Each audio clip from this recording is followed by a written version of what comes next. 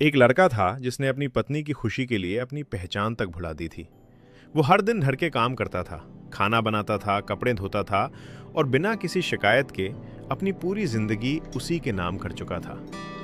5 साल तक उसने यही सोचा कि शायद एक दिन उसे भी सच्चा प्यार मिलेगा, लेकिन जिसे उसने अपनी पूरी दुनिया मान लिया था वही उसे नजरअंदाज करती रही। वो अपनी जिंदगी में आगे बढ़ चुकी थी, अपने पुराने रिश्तों के साथ बाहर घूमती थी और उसके बलिदान की उसे कोई परवाह नहीं थी। जब ये सब उस लड़के ने अपनी आंखों से देखा तो उस पल उसका सिर्फ दिल ही नहीं टूटा, बल्कि उसके अंदर दबा हुआ इंसान भी जाग गया।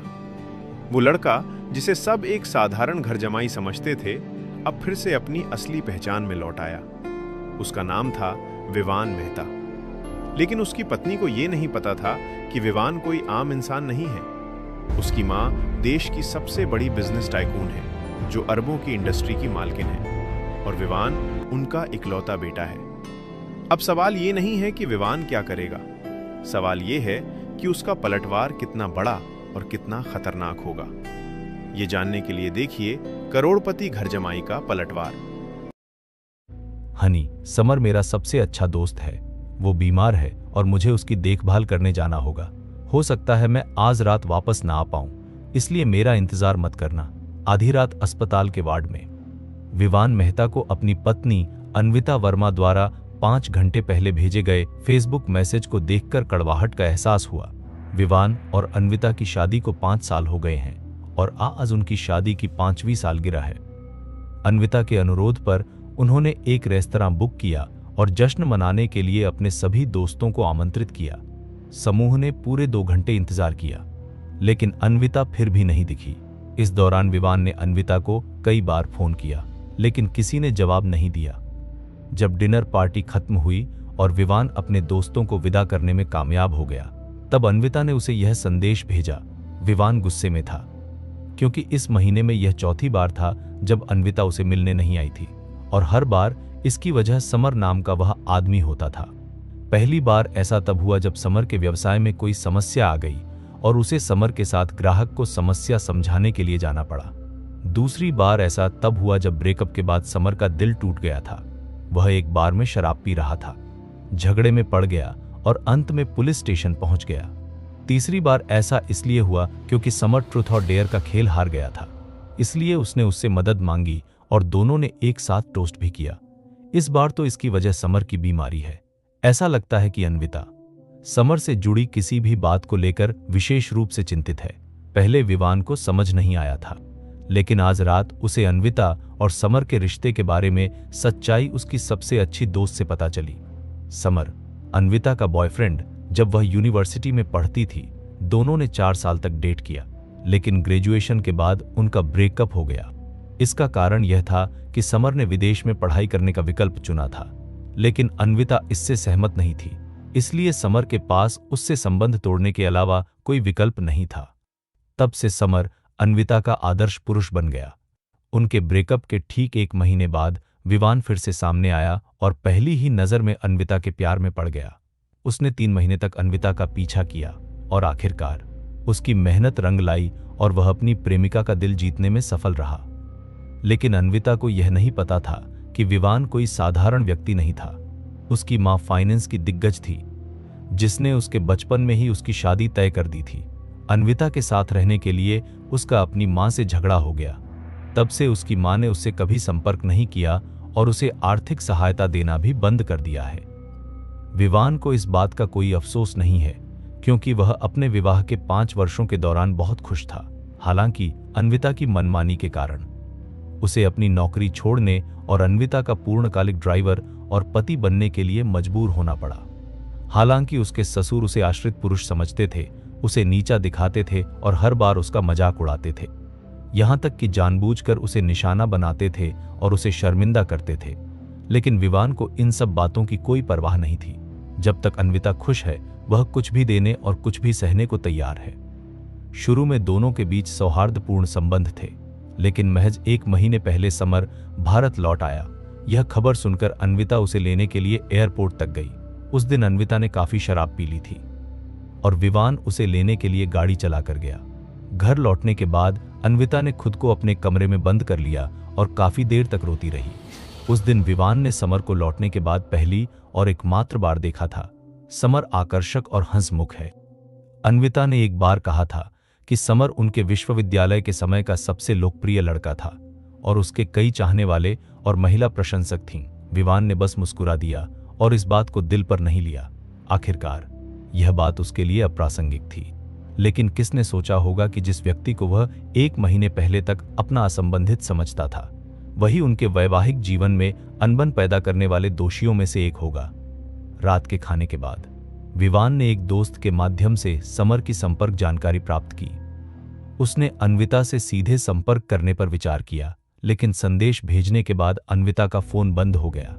जब उसने समर का नंबर डायल किया तो समर ने उसे बताया कि अन्विता नहा रही है और वह उस रात उसके घर पर ही रुकेगी, इसलिए उसे चिंता करने की कोई जरूरत नहीं है। विवान गुस्से में था। फोन पर उसने गुस्से में समर के व्यवहार की निंदा करते हुए उसे एक तीसरा व्यक्ति बताया जिसने उनके वैवाहिक जीवन में हस्तक्षेप किया। लेकिन समर ने कहा कि जिसे प्यार नहीं मिलता वही रखैल होती है। इतना कहकर उसने फोन काट दिया। विवान टूट गया। उसने अन्विता को ढूंढने के लिए बेताब होकर तलाशी अभियान चलाया, लेकिन रास्ते में एक कार दुर्घटना का शिकार हो गया। सौभाग्य से उसे केवल मामूली मोच और खरोंचें ही आईं। फिर भी उसे अस्पताल ले जाया गया। उसे अब तक अस्पताल में निगरानी के लिए रखा गया है। खांसना। जैसे ही डॉक्टर ने उसे बताया कि कोई गंभीर समस्या नहीं है और उसे छुट्टी दी जा सकती है, विवान को फेसबुक पर समर से एक फ्रेंड रिक्वेस्ट मिली। फ्रेंड रिक्वेस्ट स्वीकार करने के बाद समर ने तुरंत अन्विता की 3 तस्वीरें भेजी।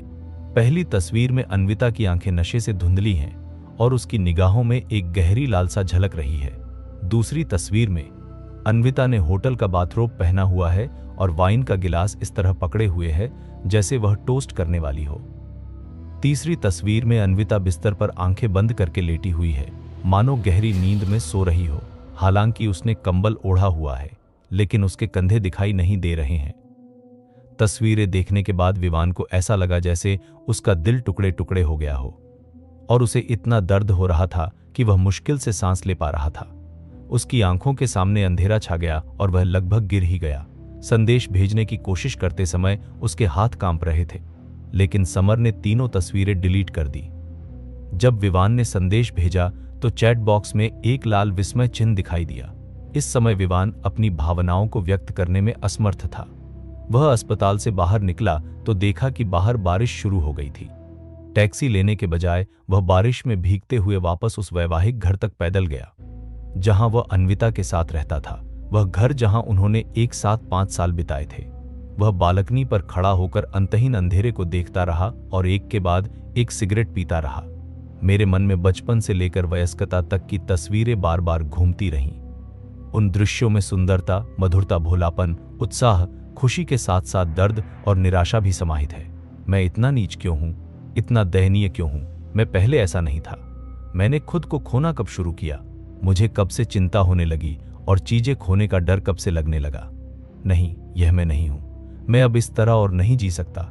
उस क्षण विवान को कुछ समझ में आ गया और उसकी उदास आंखों में आशा की एक किरण चमक उठी। उसने गहरी सांस ली, मुड़ा और वापस अपने कमरे में गया, कपड़े बदले और सीधे बाथरूम की ओर चल दिया। 10 मिनट बाद वह लिविंग रूम में लौटा और अपनी मां के मोबाइल फोन नंबर पर डायल किया, जिस पर उसने 5 साल से संपर्क नहीं किया था। कॉल कनेक्ट होने के बाद विवान ने कड़वी हंसी हंसते हुए बेहद कर्कश आवाज में कहा, मां, आप उस समय सही थीं। मैं बहुत भोला था। मुझसे गलती हुई। मुझे माफ कर दो। फोन के दूसरी तरफ से काफी देर तक सन्नाटा छाया रहा। 2 मिनट बाद रिसीवर से उसकी मां की मधुर आवाज सुनाई दी, अगर रोना चाहते हो तो रो लो, मां तुम पर नहीं हंसेगी। मां। यह सुनकर विवान खुद को रोक नहीं पाया। उसने ऊपर देखा, अपना चेहरा ढेंक लिया और फूट फूट कर रोने लगा। वह बहुत दुखी होकर रोया, वह निराशा से रोया। इस पूरे समय मां चुप रही, बस चुपचाप सुनती रही।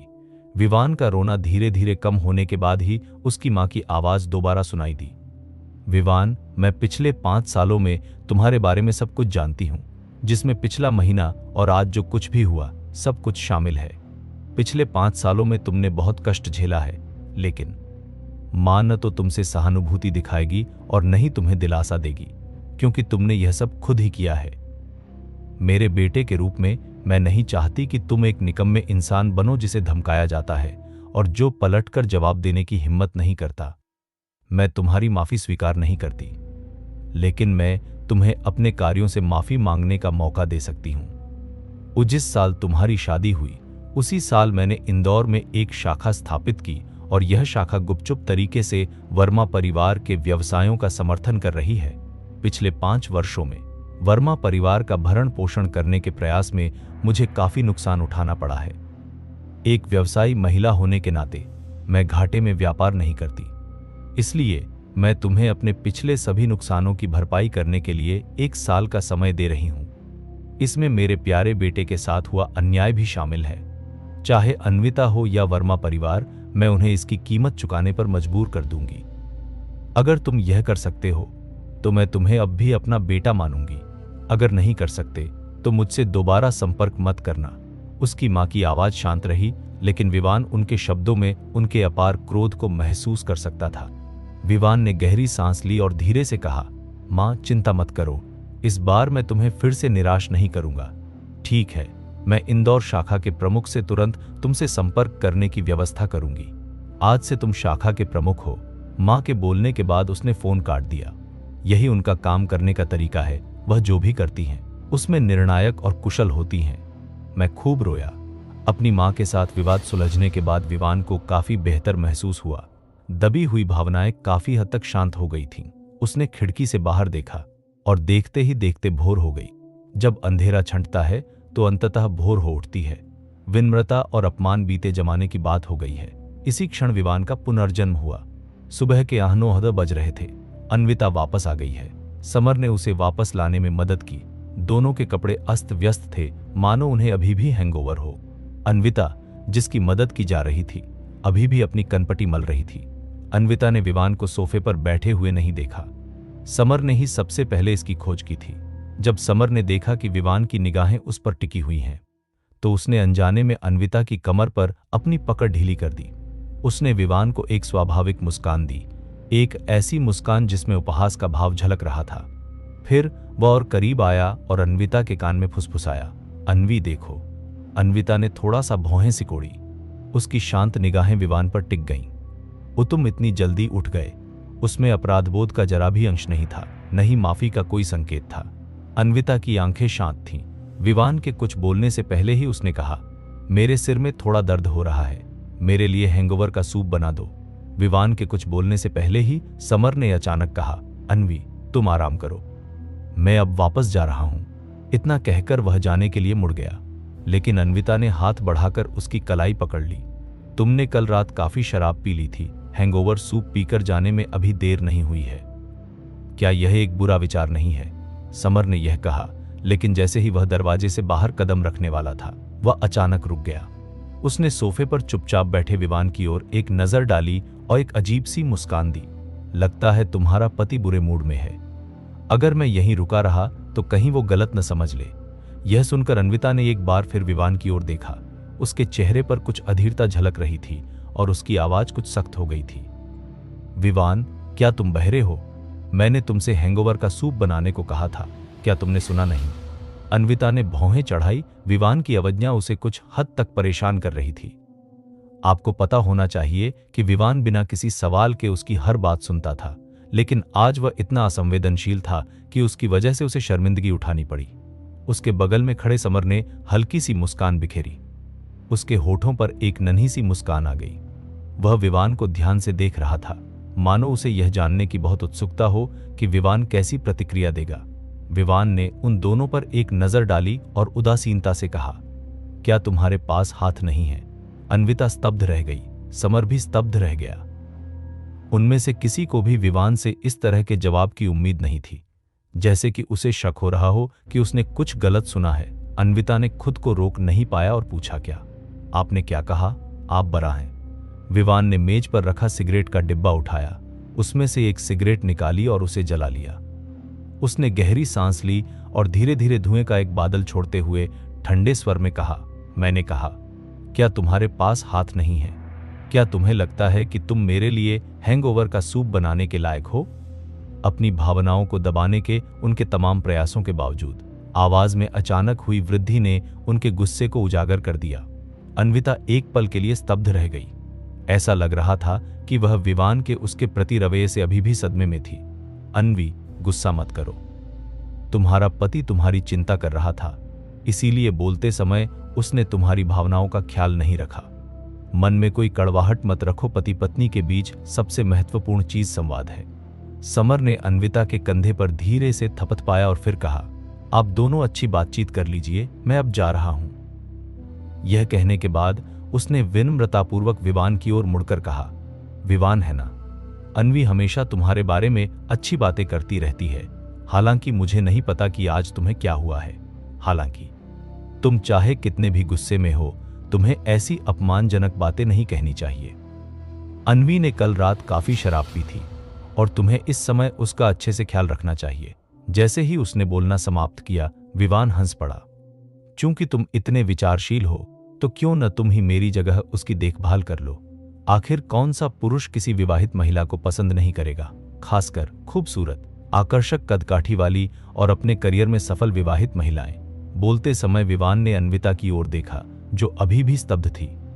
अन्विता खूबसूरत थी और उसका फिगर बहुत अच्छा था, सुडौल, आकर्षक। लेकिन इस समय जब विवान ने अन्विता को देखा तो उसकी आंखों में प्यार का कोई निशान नहीं था, वहां सिर्फ अंतहीन घृणा थी। समर ने भौहें चाड़ ली। उसकी आवाज में क्रोध झलक रहा था। उसने फटकार लगाते हुए कहा, विवान, तुम्हारा इससे क्या मतलब है? अगर तुम मुझ पर शक करते हो तो ठीक है, लेकिन तुम अन्वी पर कैसे शक कर सकते हो? क्या तुम्हें लगता है कि अन्वी तुम्हें धोखा देने के लिए कुछ भी करेगी?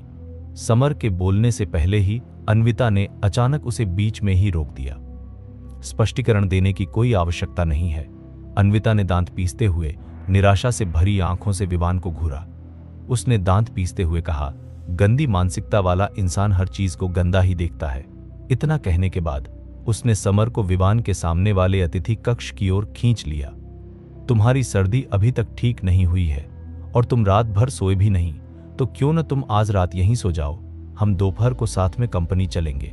जैसे ही वह बोल रही थी, अन्विता ने अतिथि कक्ष का दरवाजा खोल दिया। समर ने अन्विता पर एक नजर डाली, फिर मुड़कर तेजी से विवान की ओर चल दिया। उसने विवान की ओर नीचे देखा। उसकी आवाज में तीव्र क्रोध भरा हुआ था और उसने उसे फटकारा, विवान, तुम किस तरह के आदमी हो? अन्वी बाहर अपना करियर बनाने के लिए कड़ी मेहनत कर रही है और तुम न सिर्फ उसकी मदद नहीं कर सकते, बल्कि उसके साथ ऐसा व्यवहार भी करते हो। अगर वह पैसे कमाने के लिए इतनी मेहनत न करती, तो क्या तुम्हें लगता है कि तुम इतना अच्छा जीवन जी पाते? क्या तुम्हें पता है कि कितने लोग अन्वी को पाने की कोशिश कर रहे हैं, लेकिन अन्वी ने तुम्हारे लिए उन सबको ठुकरा दिया। तुम्हें शुक्रगुजार होना नहीं आता और तुम उसके साथ इतना बुरा बर्ताव करते हो। अब मैं तुम्हें आदेश देता हूं कि तुम तुरंत अन्वी से माफी मांगो। इस समय समर नैतिक रूप से खुद को श्रेष्ठ मानते हुए विवान को फटकार रहा था। अन्विता अतिथि कक्ष के दरवाजे पर खड़ी चुपचाप देख रही थी। अचानक उसकी आंखें लाल हो गई, मानो उसके साथ कोई बड़ा अन्याय हुआ हो। विवान भावहीन होकर खड़ा हो गया।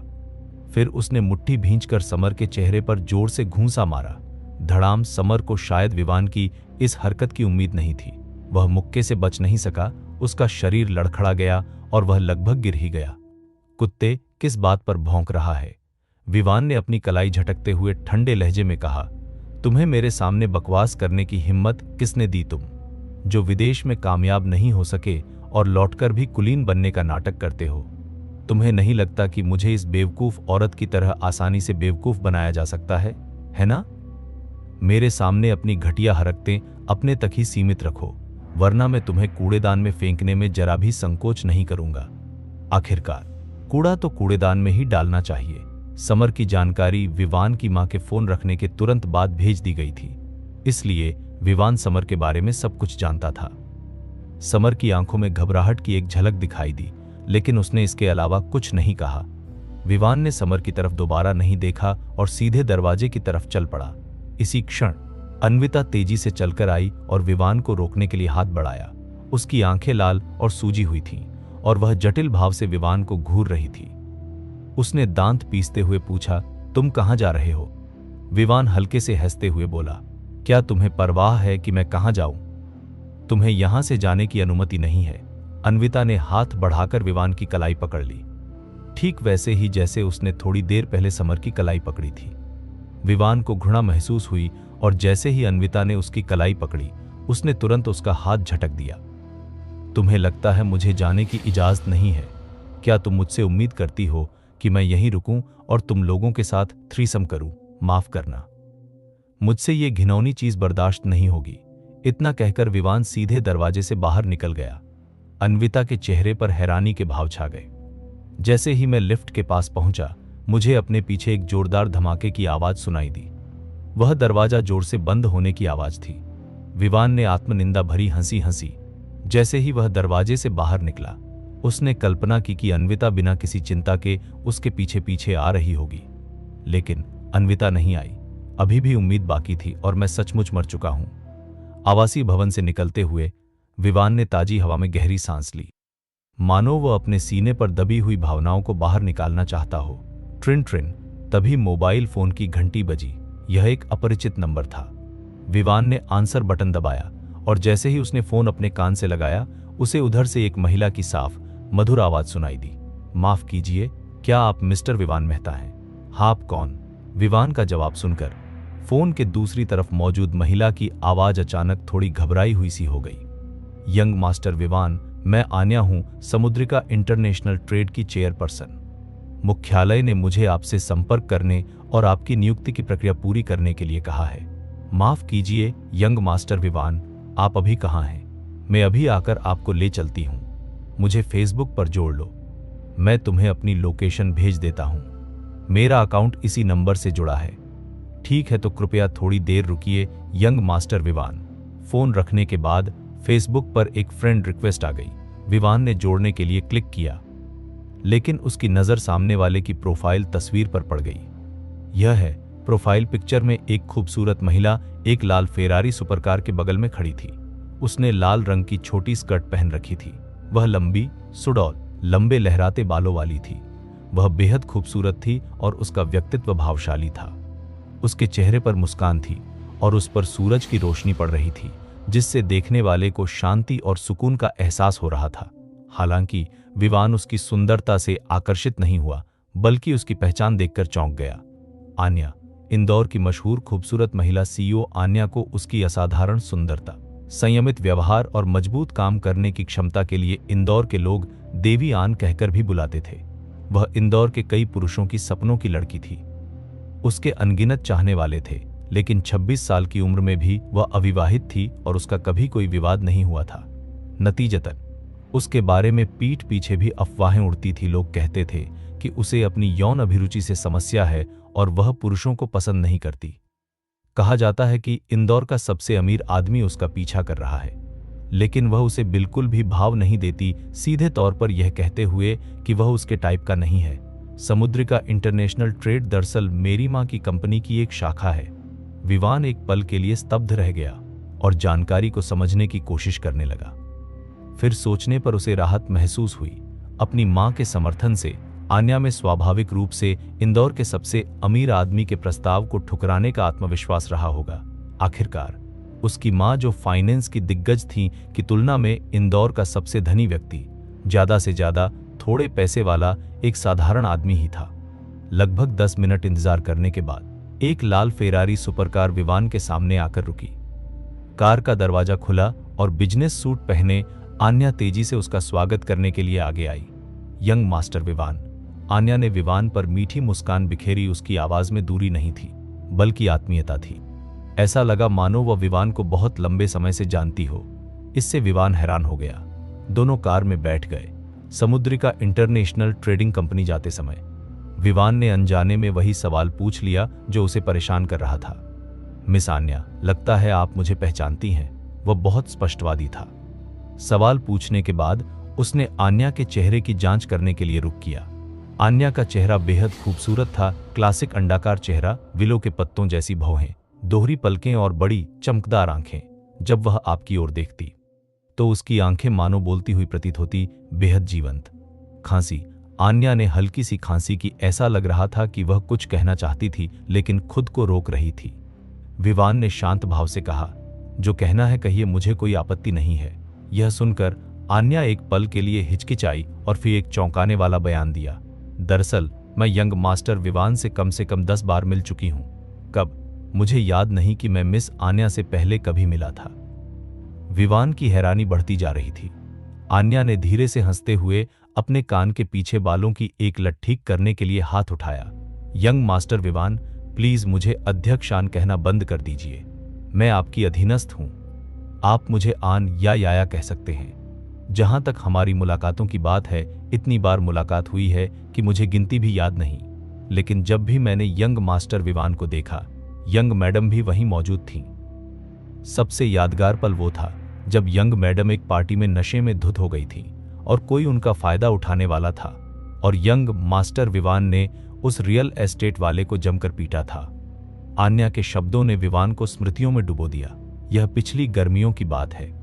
अधिक संपर्क और नेटवर्क बनाने के उद्देश्य से अन्विता एक कॉकटेल पार्टी में शामिल हुई। अपनी आकर्षक सुंदरता और कदकाठी के कारण उसे अलग अलग बहाने बनाकर कुछ बड़े लोगों के समूह ने शराब पीने के लिए मजबूर किया। अन्विता की शराब सहने की क्षमता कम है।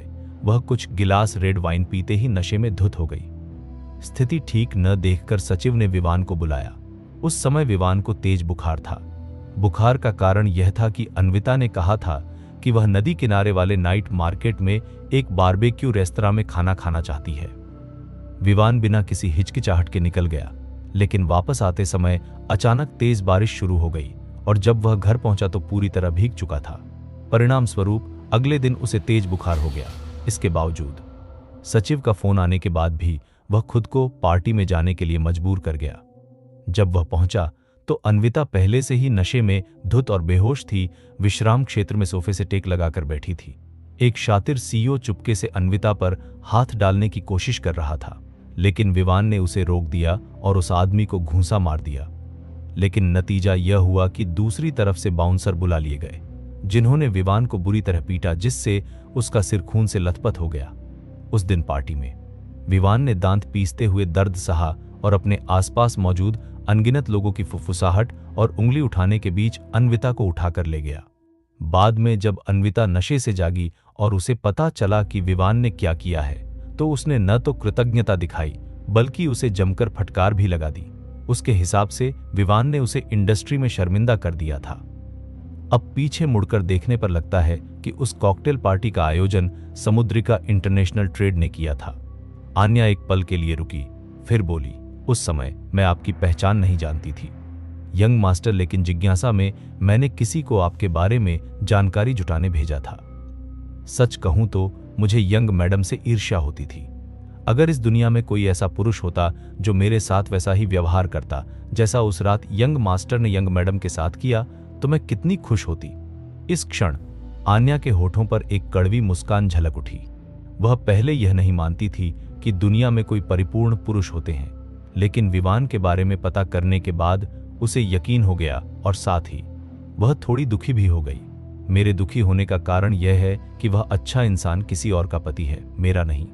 खुद को संभालकर आन्या मुस्कुराई और बोली, पहले मुझे लगा था कि मुख्यालय ने मुझे यंग मैडम की कंपनी की देखभाल करने को इसलिए कहा है क्योंकि यंग मैडम का मुख्यालय से कोई खास संबंध होगा। मुझे उम्मीद नहीं थी कि वजह असल में आप हैं, यंग मास्टर। उसने आगे नहीं कहा, लेकिन रिसर्च के बाद वह उत्सुक हो गई थी और उसने विवान पर ध्यान देना शुरू कर दिया था। उसे विवान की प्रेम कहानी से लेकर अन्विता के साथ शादी के 5 सालों तक सब पता था। विवान स्थानीय निवासी नहीं था, लेकिन उसके 2.5 लाख की बचत थी। जब उसने अन्विता के साथ डेटिंग शुरू की, तब वर्मा परिवार नकदी प्रवाह की समस्या से जूझ रहा था और उन्हें वर्किंग कैपिटल के लिए तुरंत 3 लाख की जरूरत थी। विवान के बैंक खाते में पड़े 2 लाख की वजह से वर्मा परिवार ने विवान को सहर्ष स्वीकार कर लिया। कुछ समय बाद विवान ने अपनी सारी बचत झोंक दी और अन्विता से शादी करने के लिए 19 लाख की राशि दहेज के रूप में दे दी। हालांकि वर्मा परिवार ने जानबूझकर इस बात को दबा दिया। उस समय वर्मा परिवार की कंपनी की कीमत बस 1 करोड़ से थोड़ी ज्यादा थी आन्या की नजर में, एक छोटी और जर्जर कंपनी। लेकिन विवान के दिए 3 लाख की बदौलत वर्मा परिवार संकट से निकल गया और धीरे धीरे समृद्ध भी हो गया। विवान और अन्विता की शादी के तुरंत बाद आन्या को मुख्यालय से एक संदेश मिला जिसमें उसे गुपचुप तरीके से वर्मा परिवार की कंपनी का समर्थन करने का निर्देश था और यह आज तक जारी है। समुद्रिका की इस गुप्त मदद के दम पर वर्मा परिवार के व्यवसाय का मूल्य अब 100 गुना बढ़कर 10 करोड़ तक पहुंच गया है। पत्नी, विवान ने हल्के से मुस्कुराते हुए कहा, यह ज्यादा देर तक नहीं रहेगा। यह सुनकर आन्या की खूबसूरत आंखों में हैरानी चमक उठी। उसने संकोच से पूछा, क्या यंग मास्टर का यंग मैडम से कोई विवाद चल रहा है? ये असल में विवाद नहीं है, बात बस इतनी है कि मैं बहुत ज्यादा समझौता कर रहा था और मैं थक गया हूं। मैं अब और समझौता नहीं करना चाहता। विवान मुस्कुराया, लेकिन उसकी मुस्कान में कड़वाहट की झलक छिप नहीं सकी। यह सुनकर आन्या ने धीरे से आह भरी और ईमानदारी से कहा, यंग मास्टर एक अच्छे इंसान हैं, बस यंग मैडम बहुत जिद्दी हैं और उन्हें आपका स्नेह समझना नहीं आता। उन्हें बाद में इसका पछतावा जरूर होगा। जरूर। मुझे दिलासा देने की कोशिश मत करो, मैं ठीक हूं। वैसे क्या आप मेरी मदद कर सकती हैं तलाक का समझौता तैयार करने में? बिल्कुल, लेकिन मुझे नहीं पता कि यंग मास्टर की क्या शर्तें हैं। चौराहे पर लाल बत्ती थी तो आन्या ने गाड़ी रोक दी। विवान ने एक पल सोचा और कहा, मेरी कोई और मांग नहीं है, मुझे बस तलाक चाहिए। विवान को अन्विता की संपत्ति की कोई चिंता नहीं थी, क्योंकि जब विवान ने अन्विता से शादी की थी तब उसके सास ससुर ने एक कानूनी बहाने के तहत अन्विता की सारी संपत्ति अपने नाम कर ली थी, यह कहकर कि उन्हें विवान से अपनी बेटी के लिए सुरक्षा चाहिए। उनके हिसाब से अगर वे ऐसा करते रहेंगे तो भले ही विवान का मन बदल जाए और भविष्य में तलाक हो भी जाए, उनकी बेटी जीवन भर सुरक्षा से वंचित नहीं रहेगी। विवान ने उस सुझाव को तुरंत मान लिया, क्योंकि उसने कभी सोचा ही नहीं था कि उसका मन बदलेगा और अन्विता को तलाक देने की तो बात ही नहीं थी। लेकिन कल्पना खूबसूरत होती है और वास्तविकता क्रूर। वह आगे जारी नहीं रखना चाहता था। वह अन्विता को तलाक देकर इस नाखुश शादी को खत्म करना चाहता था। ये तो आसान है, मैं इसे आज ही तैयार कर सकती हूं। आन्या ने सिर हिलाया। कार के अंदर सन्नाटा छा गया। जब सिग्नल हरा हुआ तो आन्या ने गाड़ी आगे बढ़ा दी और फिर अचानक धीमी आवाज में पूछा, यंग मास्टर विवान, शायद आपको पता न हो, लेकिन वर्मा एंटरप्राइजेज हमारी कंपनी के लिए कभी भी सबसे उपयुक्त पार्टनर नहीं रही।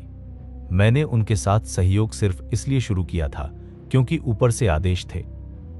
अगर यंग मास्टर सचमुच यंग मैडम को तलाक दे देते हैं तो क्या सहयोग समाप्त किया जा सकता है? सच कहूं तो वर्मा परिवार के साथ सहयोग हमारे लिए छिपा हुआ नुकसान है। इसके अलावा वर्मा एंटरप्राइजेज की मुख्य दवा विकास एंड इंजीनियर का वास्तविक वार्षिक वेतन 1 लाख है, लेकिन कंपनी उसे सिर्फ 1 लाख सालाना देती है, बाकी 1 लाख हमारी कंपनी देती है।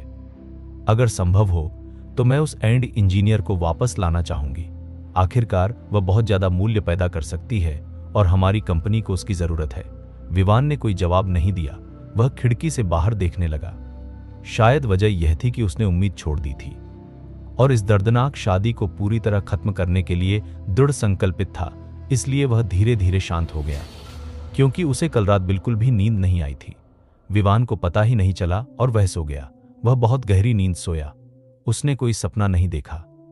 पिछले 1 महीने में वह लगभग हर रात अन्विता के सपने देखता था। हर सपना दमनकारी, पीड़ादायक और घुटन भरा होता था।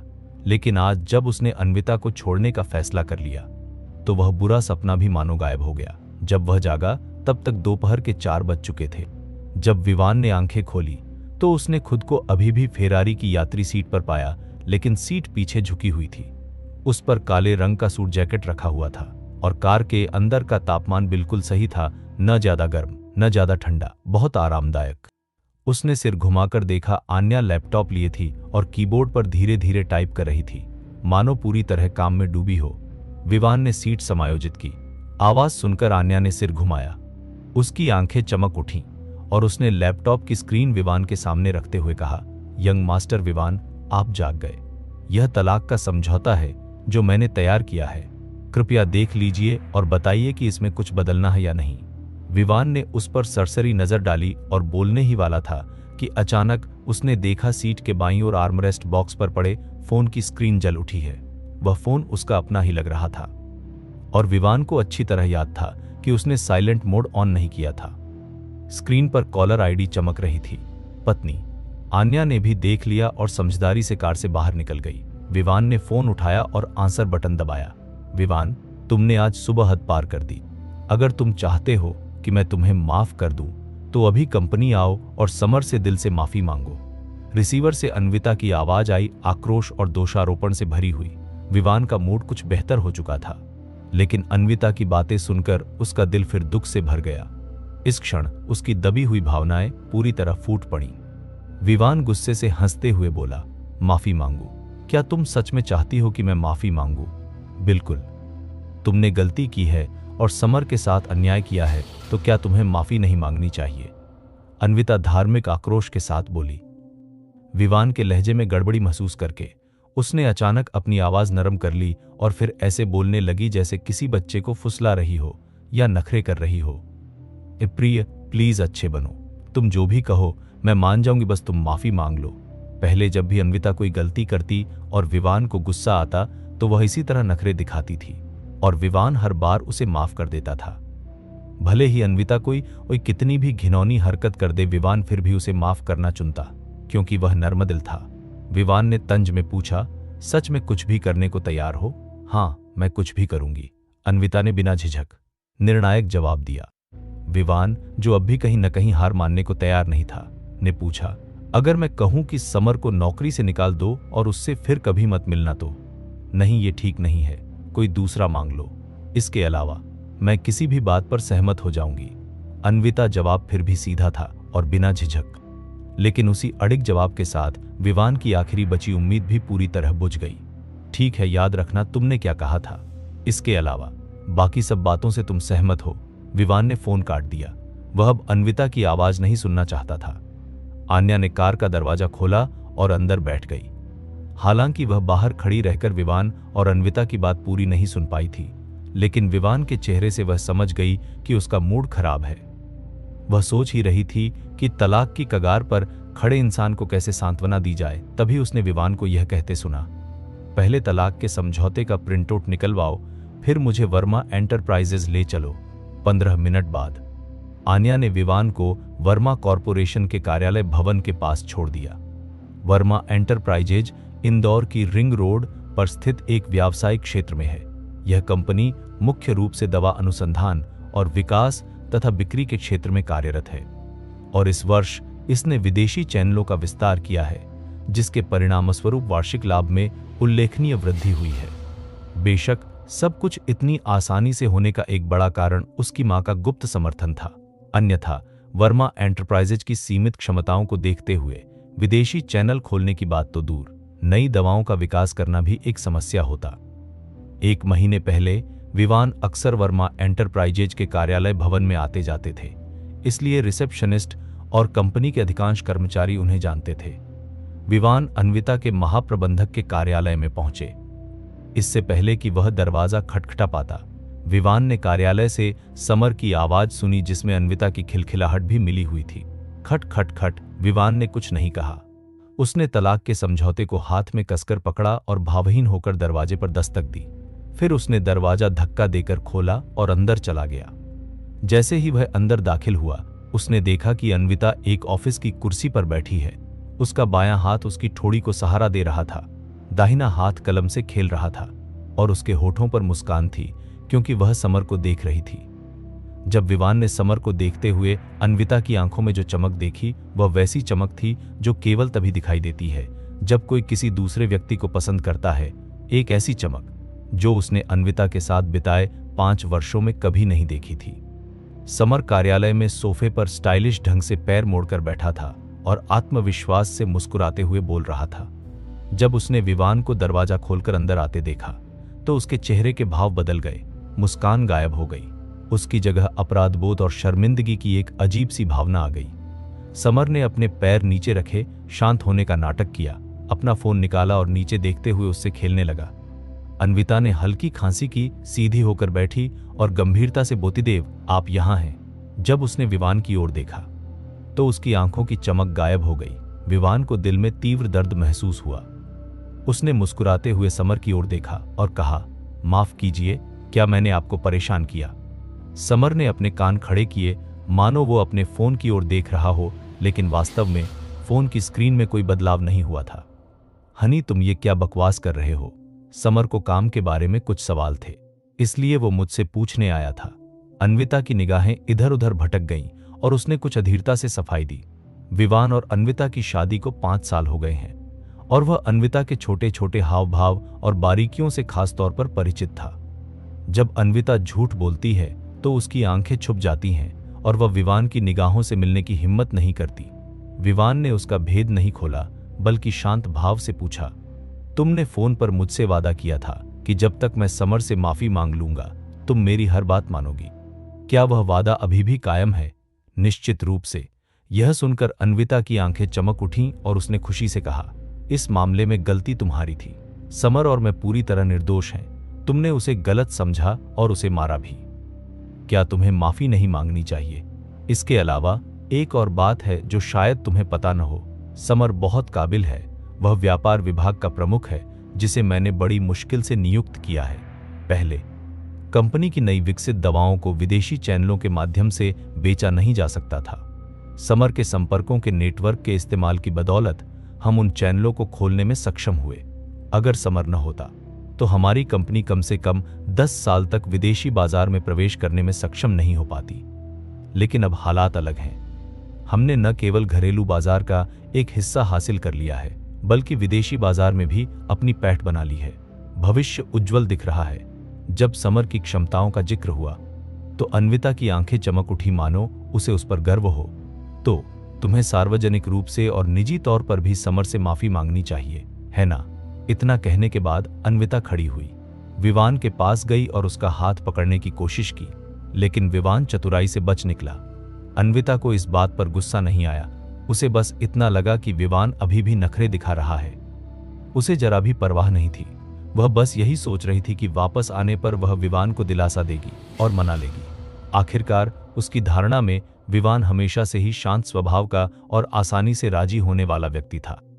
अन्विता ने आग्रह किया, प्रिय, तुम्हें समर से तुरंत माफी मांग लेनी चाहिए, नहीं तो वह इस्तीफा दे सकता है या कंपनी छोड़ सकता है। अगर वह चला गया तो कंपनी को भारी नुकसान होगा। विवान ने अन्विता को गहरी नजर से देखा, आत्मनिंदा वाली मुस्कान दी और सिर हिलाते हुए कहा, ठीक है, मैं माफी मांगता हूं, क्षमा मांगना। विवान ने अपनी मुट्ठियां भींच लीं और माफ कर दो शब्द मानो उसके दांतों के बीच से निचोड़कर निकले। समर ने ऊपर देखा। उसके चेहरे पर पूरी तरह अचंभे के भाव थे। उसने पहले अन्विता की तरफ देखा, फिर विवान की तरफ देखकर मुस्कुराते हुए कहा, क्या तुम मुझसे बात कर रहे हो? माफ करना, मैं अपने फोन पर खेल रहा था और ध्यान ही नहीं दिया। स्नैप। विवान ने अपनी मुट्ठियां कसकर भींची, जिससे उसकी उंगलियों के जोड़ों से एक कर्कश आवाज निकली। अन्विता के चेहरे के भाव बदल गए और उसने नखरे से कहा, समर, विवान ने अभी अभी तुमसे माफी मांगी है। तुमने सुना हो या न सुना हो, मैंने तो सुन लिया है।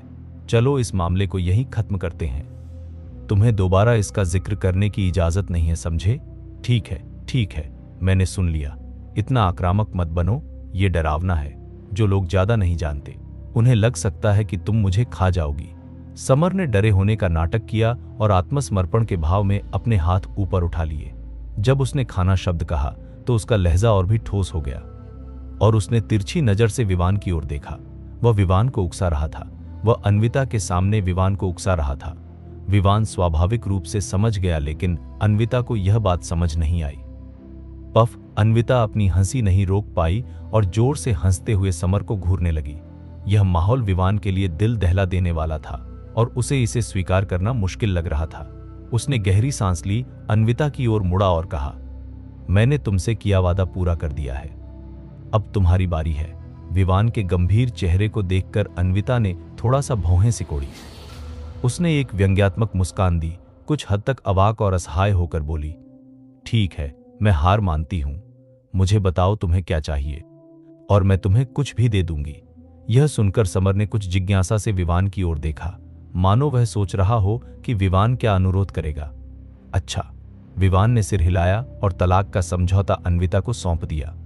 अन्विता थोड़ी असमंजस में थी, लेकिन फिर भी उसने हाथ बढ़ाकर उसे ले लिया। जब अन्विता ने तलाक समझौता शब्द देखा तो उसका चेहरा पल भर में जम गया। तलाक के कागजात पकड़े हुए अन्विता का हाथ अकड़ गया और उसने अविश्वास भरी नजरों से विवान को देखा। तुम तलाक चाहते हो? अन्विता की आवाज थोड़ी कांप रही थी, क्योंकि वह विवान की आंखों में ध्यान से देख रही थी, मानो उनमें कुछ खोजने की कोशिश कर रही हो। उसे निराशा हुई, क्योंकि विवान की आंखें पूरी तरह शांत थीं। वह जरा भी भावनात्मक उतार चढ़ाव दिखाए बिना शांत रहा, मानो तलाक उसके लिए इतना महत्वपूर्ण मामला ही न हो। धड़ाम तलाक का समझौता जमीन पर गिर गया और अन्विता की आंखें अचानक लाल हो गईं। अन्विता को ऐसा महसूस हो रहा था जैसे उसकी छाती में रुई भर गई हो, जिससे उसे सांस लेने में कठिनाई हो रही थी। उसने धीरे से अपने होंठ दबाए और अनिश्चितता से पूछा, विवान, क्या तुम सचमुच मुझसे तलाक लेना चाहते हो? विवान ने सिर हिलाते हुए कहा, तुमने मुझसे वादा किया था कि जब तक मैं माफी मांग लूंगा तुम मेरी हर बात मानोगी।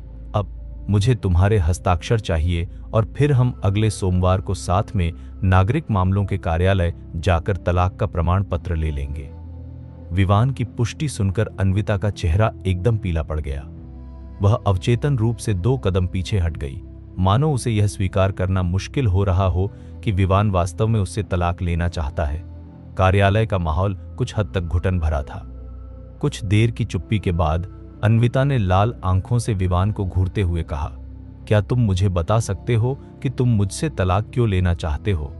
क्योंकि मैं अब तुमसे प्यार नहीं करता, विवान ने शांत भाव से कहा, मानो वह किसी बिल्कुल सामान्य विषय पर बात कर रहा हो। अगर 2 लोग एक दूसरे से प्यार नहीं करते तो स्वाभाविक रूप से साथ रहने की कोई जरूरत नहीं है ना? हे, यह सुनकर अन्विता मुस्कुरा उठी। उसने अपनी मुट्ठियां कसकर भींच लीं। उसकी आंखों में क्रोध भरा हुआ था और उसने विवान को देखते हुए ठंडे स्वर में कहा, विवान, क्या तुम भूल गए हो कि तुमने ही मेरा पीछा किया था, मुझे शादी का प्रस्ताव दिया था और मुझसे शादी करने के लिए कहा था।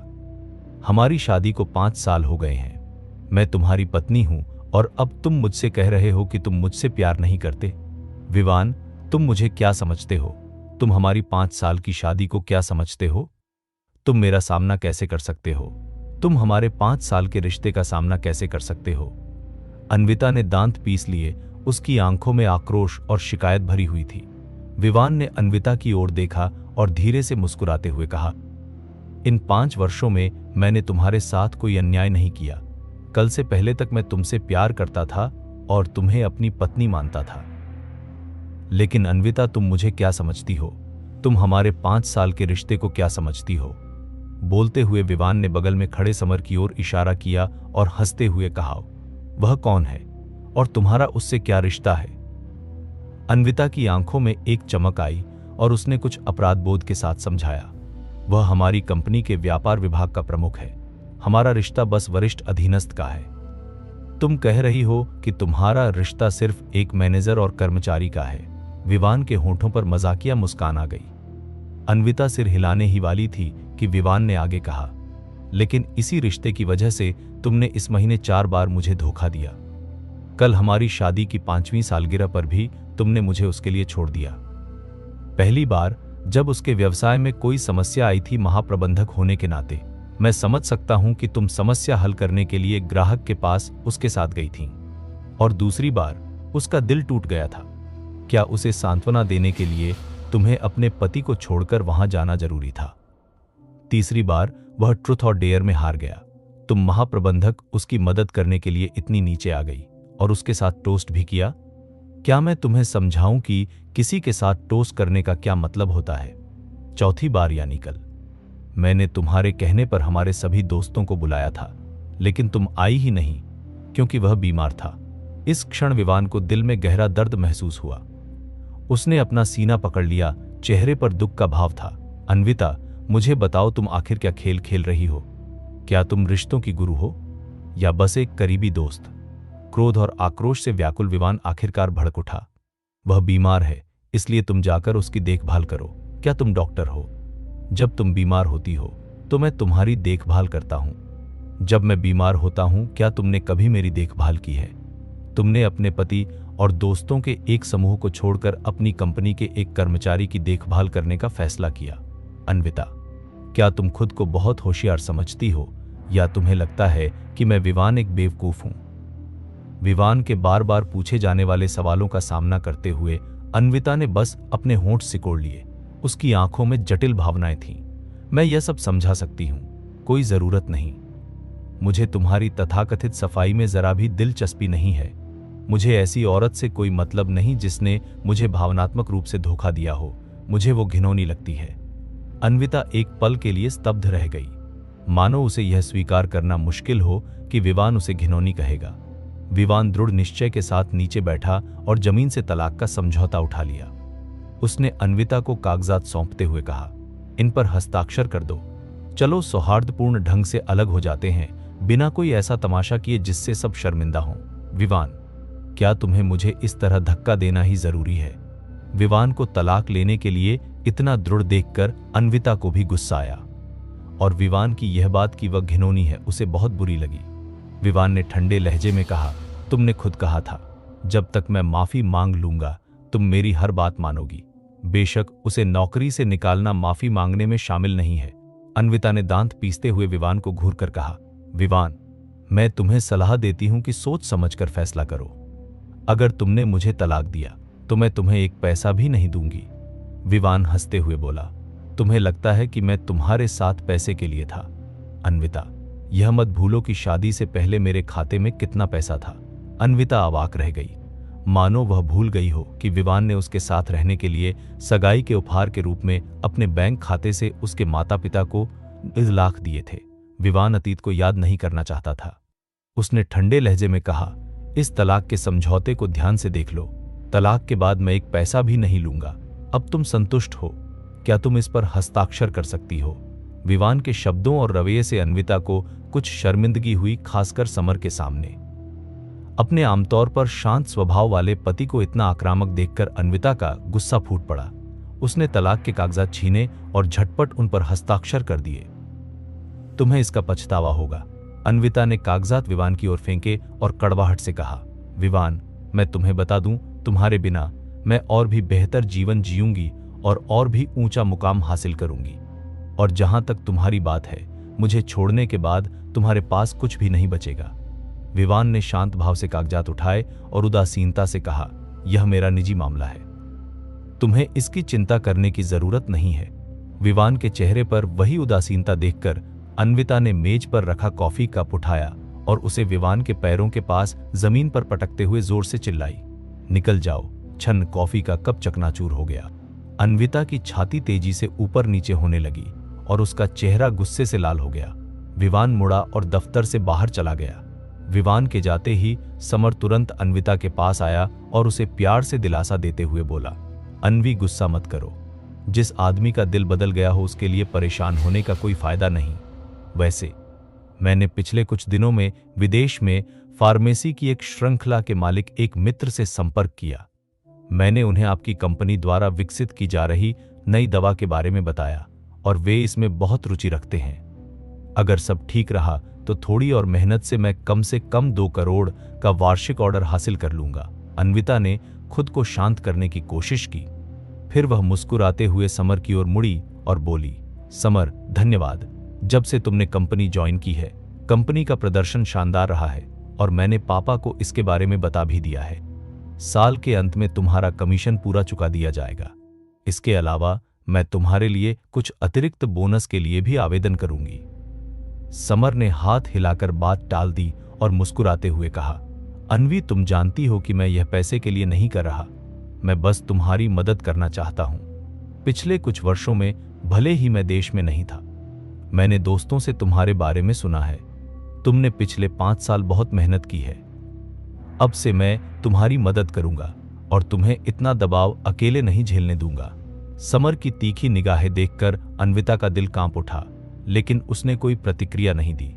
नजरें मिलाने से बचते हुए अन्विता ने मेज से एक दस्तावेज उठाया और उसे पढ़ने लगी, लेकिन उसका मन शांत नहीं हो पा रहा था। वह पिछले 5 वर्षों में विवान के साथ बिताए पलों को याद करती रही। वह मुझे तलाक देने की बात कैसे सहन कर सकता है? खट खट खट। तभी दरवाजे पर दस्तक हुई। अन्विता बेहद खुश हो गई। उसे लगा विवान को अपने फैसले पर पछतावा हो गया है और वह माफी मांगने वापस आया है। लेकिन जब उसने देखा कि दरवाजा खोलने वाला व्यक्ति बिजनेस डिपार्टमेंट का हेड था, तो अन्विता के चेहरे पर निराशा छा गई। बिजनेस हेड का चेहरा गंभीर था। समुद्रिका इंटरनेशनल ट्रेडिंग के महाप्रबंधक ने हमारी कंपनी के साथ सहयोग रद्द कर दिया है। इसका मतलब यह भी है कि हमारे विदेशी चैनल भी टूट गए हैं। क्या? यह सुनते ही अन्विता को झटका लगा। समुद्रिका इंटरनेशनल ट्रेडिंग कंपनी वर्मा परिवार की सबसे बड़ी साझेदार कंपनी थी। यह कहना अतिशयोक्ति नहीं होगी कि वर्मा परिवार की 100 सराहनाएं समुद्रिका से आती थी। यह कैसे हो सकता है? समुद्रिका के प्रभारी ने क्या कहा? उन्होंने सहयोग क्यों रद्द किया? क्या सहयोग में कुछ गड़बड़ हुई? अन्विता घबरा गई। समुद्रिका वर्मा परिवार के बिना रह सकती थी, लेकिन वर्मा परिवार समुद्रिका के बिना नहीं रह सकता था। बिजनेस हेड ने उत्तर दिया, दूसरी पार्टी की व्याख्या यह है कि वर्मा परिवार समुद्रिका के साथ सहयोग करने के योग्य नहीं है। पहले का सहयोग एक विशेष व्यक्ति की वजह से था, लेकिन अब उस व्यक्ति का वर्मा परिवार से कोई संबंध नहीं है। ऐसा कैसे? अन्विता हक्का बक्का रह गई। वो व्यक्ति, वो कौन है? उसने अभी अभी विवान के साथ तलाक के समझौते पर हस्ताक्षर किए थे और उसी के तुरंत बाद समुद्रिका ने सहयोग रद्द कर दिया। क्या ऐसा हो सकता है कि समुद्रिका जिस व्यक्ति की बात कर रहा था वह विवान हो? जैसे ही यह विचार सामने आया, अन्विता ने तुरंत उसे खारिज कर दिया। नहीं, यह असंभव है। विवान और समुद्रिका इंटरनेशनल ट्रेड का आपस में कोई संबंध नहीं है, तो समुद्रिका विवान और मेरे तलाक की वजह से सहयोग क्यों रद्द करेगी?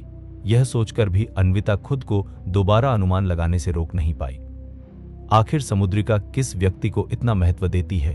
तभी मानव संसाधन प्रबंधक भी वहां आ गए। मैडम, बहुत बुरी खबर है।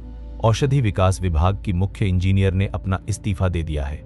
मानव संसाधन प्रबंधक ने चिंता से कहा, हमारी कंपनी की नई दवा में अभी भी कुछ कमियां हैं और गहन शोध व अनुकूलन परियोजना अभी आधी ही पूरी हुई है। अगर वह यहां नहीं रही तो यह परियोजना आगे नहीं बढ़ पाएगी। लगातार दो बुरी खबरें सुनकर अन्विता पूरी तरह स्तब्ध रह गई। वर्मा परिवार में शामिल होकर महाप्रबंधक का पद संभालने के बाद से उसके लिए सब कुछ सुचारू चलता आया था। आज जैसी स्थिति का सामना उसने पहली बार किया था, उसका दिमाग एकदम खाली हो गया। एक पल के लिए वह समझ ही नहीं पाई कि क्या करे। अन्विता की नजर तिरछी पड़ी और उसने देखा कि समर अभी भी उसके दफ्तर के सोफे पर बैठा है। उसकी आंखें चमक उठीं और उसने उम्मीद भरी आवाज में पूछा, समर, क्या तुम्हारे पास कोई सुझाव है? तुम्हारे संपर्कों और नेटवर्क को देखते हुए तुम मेरी मदद करने का कोई न कोई तरीका जरूर निकाल लोगे, है ना? ये दोनों खबरें सुनकर समर भी चौंक गया। वह अविश्वास भरी नजरों से देखने लगा। समुद्रिका के सहयोग के बिना वर्मा परिवार को अपने मुनाफे का बड़ा हिस्सा खोना ही पड़ेगा, और उस प्रतिभाशाली दवा एंड इंजीनियर के बिना वर्मा परिवार दवा उद्योग में अपनी मुख्य प्रतिस्पर्धात्मकता खो देगा। जिस कंपनी ने अपनी मुख्य प्रतिस्पर्धात्मकता खो दी हो, उसके लिए विकास की उम्मीद रखना कोरी कल्पना से कम नहीं। लेकिन अन्विता की विनती और उम्मीद से भरी आंखों को देखकर समर यह कहने की हिम्मत नहीं कर सका कि उसके पास कोई रास्ता नहीं है। इसलिए उसने शांत होने का नाटक किया, भौहें चढ़ीं और कहा, अन्वी, चिंता मत करो। ये दोनों बातें अचानक हुई हैं, मुझे इन्हें ठीक से समझने की जरूरत है। लेकिन तुम निश्चिंत रहो, मैं तुम्हें इसका हल निकालने में जरूर मदद करूंगा। यह कहते हुए समर ने मन ही मन सोचा, मैंने सिर्फ इतना कहा है कि मैं मदद करूंगा, यह तो नहीं कहा कि मैं हर हाल में हल कर ही दूंगा। अगर हल नहीं निकला तो मुझे दोष भी नहीं दे सकती। हां, मुझे तुम्हारी क्षमताओं पर पूरा भरोसा है। आखिर तुम्हारे पास इतने व्यापक संपर्क हैं, तुम निश्चित रूप से समुद्रिका की जगह लेने के लिए कोई नया पार्टनर ढूंढ लोगे। अन्विता का तनाव थोड़ा कम हुआ। जहां तक जा रही एयर इंजीनियर की बात थी, अन्विता ने फैसला किया कि वह उससे व्यक्तिगत रूप से मिलेगी और ठीक से बात करेगी। इस्तीफे का कारण आमतौर पर वेतन सुविधाओं से असंतोष या कोई दूसरा कारण होता है। वह सामने वाले की किसी भी मांग को सुनकर समाधान कर सकती थी। ऐसा सोचते सोचते अन्विता खुद को संभालने लगी। दोनों विभाग प्रबंधकों को विदा करने के बाद अन्विता तुरंत एड विभाग की मुख्य इंजीनियर से मिलने चली गई, जो जाने ही वाली थी। उन्होंने कंपनी के नीचे स्थित एक कॉफी शॉप में मिलने का समय तय किया। कॉफी शॉप, खिड़की के पास वाली सीट। अन्विता ने अपने सामने बैठी महिला को देखकर मुस्कुराया। करीब 30 साल की, छोटे और सलीके से कटे बाल, आंखों पर चश्मा। जूही मैम, मैंने सुना है कि आपने आज दोपहर इस्तीफा दे दिया है। क्या मैं पूछ सकती हूं आपने कंपनी के वेतन से असंतुष्टि के कारण इस्तीफा दिया है या कोई और वजह है? जूही का पूरा नाम जूही था। वह विदेश के एक मेडिकल यूनिवर्सिटी से पोस्ट ग्रेजुएट थी और पढ़ाई के दौरान उसने कई पुरस्कार और स्कॉलरशिप जीती थी। डिग्री पूरी करने के बाद वह दृढ़ संकल्प के साथ भारत लौट आई। उसके बाद उसने वर्मा एंटरप्राइजेज को अपना रिज्यूमे भेजा और तब से 5 साल बीत चुके थे। कहा जा सकता है कि यह उसकी पहली कंपनी थी और वह यहाँ की अनुभवी और बेहतरीन कर्मचारी मानी जाती थी। अन्विता को लगा 5 साल रहने के बाद जूही के मन में कंपनी के लिए कुछ भावनाएं तो होंगी ही, चाहे वजह कुछ भी हो। अगर वह ईमानदारी से रोकने की कोशिश करे, भावनात्मक तौर पर समझाए और वेतन बढ़ाने की पेशकश भी करे तो जूही को रुक जाना चाहिए। मैडम, मुझे पता है आपने मुझे बाहर क्यों बुलाया है, लेकिन मैं आपको साफ बता दूं, इस्तीफा देने का फैसला मैंने बहुत सोच समझ कर लिया है। जूही ने कॉफी उठाई, एक छोटा सा घूंट लिया और आत्मविश्वास से मुस्कुराई। उस जवाब से अन्विता के दिल में एक झटका सा लगा। फिर भी उसने पूछना जारी रखा, क्या आप मुझे इसका स्पष्ट कारण बता सकती हैं? जूही मुस्कुराई और बोली, मैडम, क्या आप मुझसे यह सवाल कंपनी की महाप्रबंधक के तौर पर पूछ रही हैं या एक दोस्त के तौर पर? क्या कोई फर्क है? अन्विता असमंजस में पड़ गई। बिल्कुल। जूही ने कप नीचे रखा और शांत भाव से अन्विता को देखते हुए बोली, अगर आप मुझसे कंपनी की महाप्रबंधक के तौर पर पूछती तो मैं कहती कि मेरे पास इस पर कोई टिप्पणी नहीं है, लेकिन अगर आप दोस्त के तौर पर पूछ रही हैं तो मैं आपको बता देती हूं कि मैं कभी वर्मा परिवार से जुड़ी ही नहीं थी। मैं यहां क्यों आई, यह आपको अपने जीवन के सबसे महत्वपूर्ण व्यक्ति से पूछना चाहिए। जूही की बातों ने अन्विता को पूरी तरह भ्रमित कर दिया। वह कंपनी में थी लेकिन वर्मा परिवार से जुड़ी नहीं थी, और जवाब उसके जीवन के सबसे महत्वपूर्ण व्यक्ति से। समर?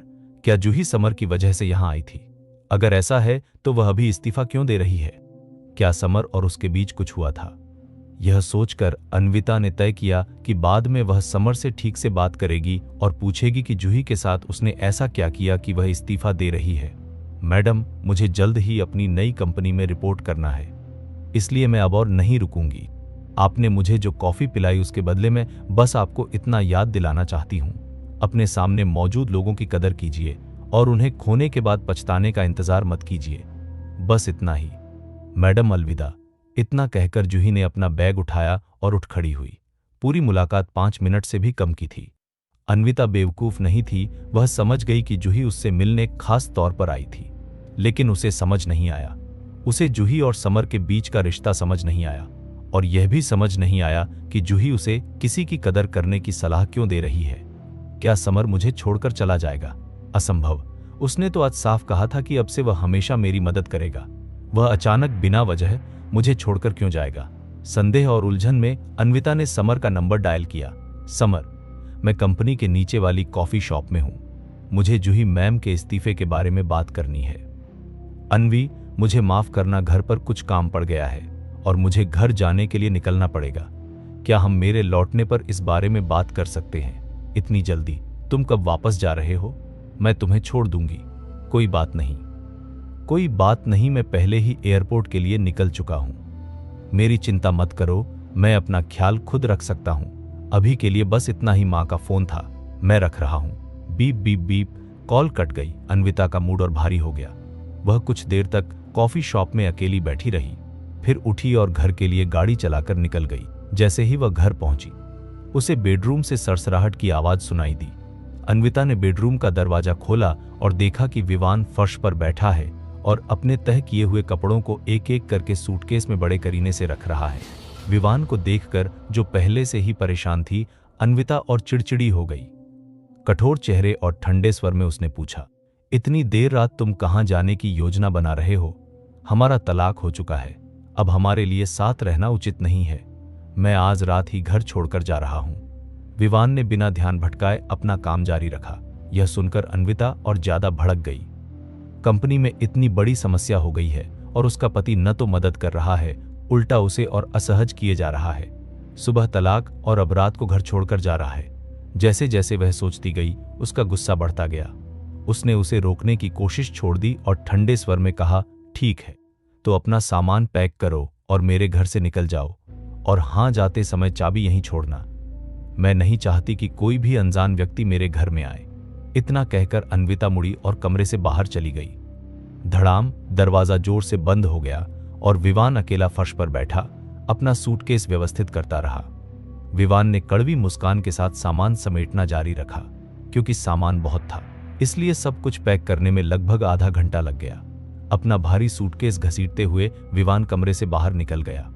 जैसे ही मैं दरवाजे के पास पहुंचा, मैंने देखा कि अन्विता बैठक में चुपचाप अकेले बैठकर शराब पी रही थी। अपने पीछे की आवाज सुनकर अन्विता ने मुड़कर देखा और फिर अपना सिर वापस घुमा लिया। उसके गाल लाल थे, साफ था कि उसने काफी पी रखी थी। मैंने चाबी यहीं छोड़ दी है, अपना ख्याल रखना। विवान ने लिविंग रूम में कॉफी टेबल पर चाबी रखी, फिर पीछे मुड़े बिना सूटकेस घसीटते हुए बाहर निकल गया। खांसी खांसी खांसी। जैसे ही विवान ने दरवाजे की मूठ पकड़ने के लिए हाथ बढ़ाया, उसने पीछे से अन्विता की तेज खांसी सुनी। विवान रुक गया। सहज रूप से मन हुआ कि वह मुड़कर अन्विता को देखे, लेकिन उसने खुद को रोक लिया। क्लिक, दरवाजे की कुंडी घूमी और विवान एक पैर बाहर निकालकर बाहर आ ही चुका था कि विवान अन्विता की आवाज अचानक सुनाई दी। इसके तुरंत बाद तेज कदमों की आहट आई। इससे पहले कि विवान मुड़ पाता, उसे अचानक पीठ पर एक कोमल स्पर्श का एहसास हुआ और अन्विता के शरीर की गर्माहट भी। कृपया मुझे छोड़कर मत जाओ। अन्विता ने उसे पीछे से गले लगा लिया। उसकी आवाज अब पहले जैसी तीखी नहीं थी। विवान ने धीरे से आ भरी, अन्विता, अब हमारे लिए यह संभव है, जाने दो। चलो एक दूसरे को थोड़ी इज्जत के साथ छोड़ देते हैं। अन्विता सिसकते हुए रुंधे स्वर में बोली, तुमने मुझसे जीवन भर अच्छा व्यवहार करने का वादा किया था। तुम अपना वादा नहीं तोड़ सकते, नहीं तोड़ सकते। विवान के दिल में दर्द की एक लहर दौड़ गई। उसने जबरदस्ती अन्विता के हाथ अपनी कमर से हटा दिए। सिर घुमाकर उसने अन्विता की ओर देखा और कहा, हां, मैंने कहा था, लेकिन तुमने पहले मुझे धोखा दिया। अन्विता ने तुरंत समझाया, मैंने ऐसा नहीं किया। हां, मैंने समर को कंपनी में रखा, लेकिन हमारे बीच कुछ भी नहीं हुआ, कुछ भी नहीं हुआ। विवान मुस्कुराया। उसके दिमाग में समर द्वारा भेजी गई तस्वीरें कौंध गईं। हो सकता है समर ने जानबूझकर ऐसा किया हो, शायद अभी तक उनके बीच कुछ हुआ भी न हो। लेकिन अगर हालात ऐसे ही चलते रहे तो क्या यह बस समय की बात नहीं थी कि कुछ हो जाए? क्या उसे तलाक से पहले अपनी पत्नी के सचमुच धोखा देने का इंतजार करना चाहिए? अन्विता, भावनात्मक बेवफाई भी बेवफाई ही है। शारीरिक बेवफाई की तरह यह भी एक सीमा पार कर देती है और दोनों ही माफ करने लायक नहीं है। विवान की आवाज शांत थी। अन्विता ने हठपूर्वक कहा, नहीं, यह अलग है, मैं तुमसे प्यार करती हूं। विवान ने कहा, नहीं, तुम मुझसे प्यार नहीं करती। अगर तुम मुझसे प्यार करती तो यह जानते हुए भी कि मुझे बुरा लगेगा, तुम जानबूझकर मेरी भावनाओं को नजरअंदाज नहीं करती। तुम मेरी बात पर यकीन क्यों नहीं करते? मैंने कहा था समर और मेरे बीच कुछ भी नहीं है। तुम मेरी बात पर यकीन क्यों नहीं करते? और तुम तलाक क्यों चाहते हो? तुम जानते हो मैं तुम्हारे बिना नहीं रह सकती। अन्विता रोने लगी। उसकी आंखें लाल थीं और आंसू बिना रुके उसके गालों पर बह रहे थे। अन्विता, क्या तुम अब भी मुझसे झूठ बोलना चाहती हो? वह तुम्हारा पूर्व प्रेमी है, वही सफेद चांदनी, जिसे तुम भुला नहीं पाई और तुम्हारे मन में हमेशा से उसके लिए भावनाएं रही हैं। अन्विता की लाल, आंसुओं से भरी आंखें देखकर विवान को सहानुभूति नहीं हुई, उसे सिर्फ गुस्सा आया। मैं तुम्हारे और उसके बारे में सब जानता हूं। वह वापस क्यों आया? क्या तुमने कभी सोचा? तुम्हारी कंपनी के अच्छा करने के बाद ही वह वापस क्यों आया? क्या तुमने कभी सोचा? जिस औरत से वह कभी दिल से प्यार करता था, उसी को देखकर विवान अब चुप नहीं रह सका। वह अन्विता को सच बताना चाहता था, समर के लौटने का मकसद बताना चाहता था। लेकिन इससे पहले कि वह कुछ बोल पाता, अन्विता के चेहरे के भाव अचानक बदल गए। वह रोना बंद कर चुकी थी, लेकिन उसका चेहरा पीला पड़ गया था। तुम्हें सब पता था। तुम्हें किसने बताया? क्या यह महत्वपूर्ण था? विवान की भौहें तन गईं।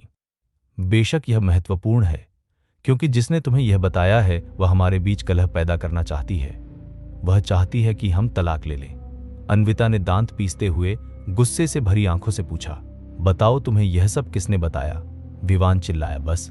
अन्विता स्तब्ध रह गई। वह विवान को खाली निगाहों से देखती रही। एक पल के लिए वह असामान्य रूप से चुप रही।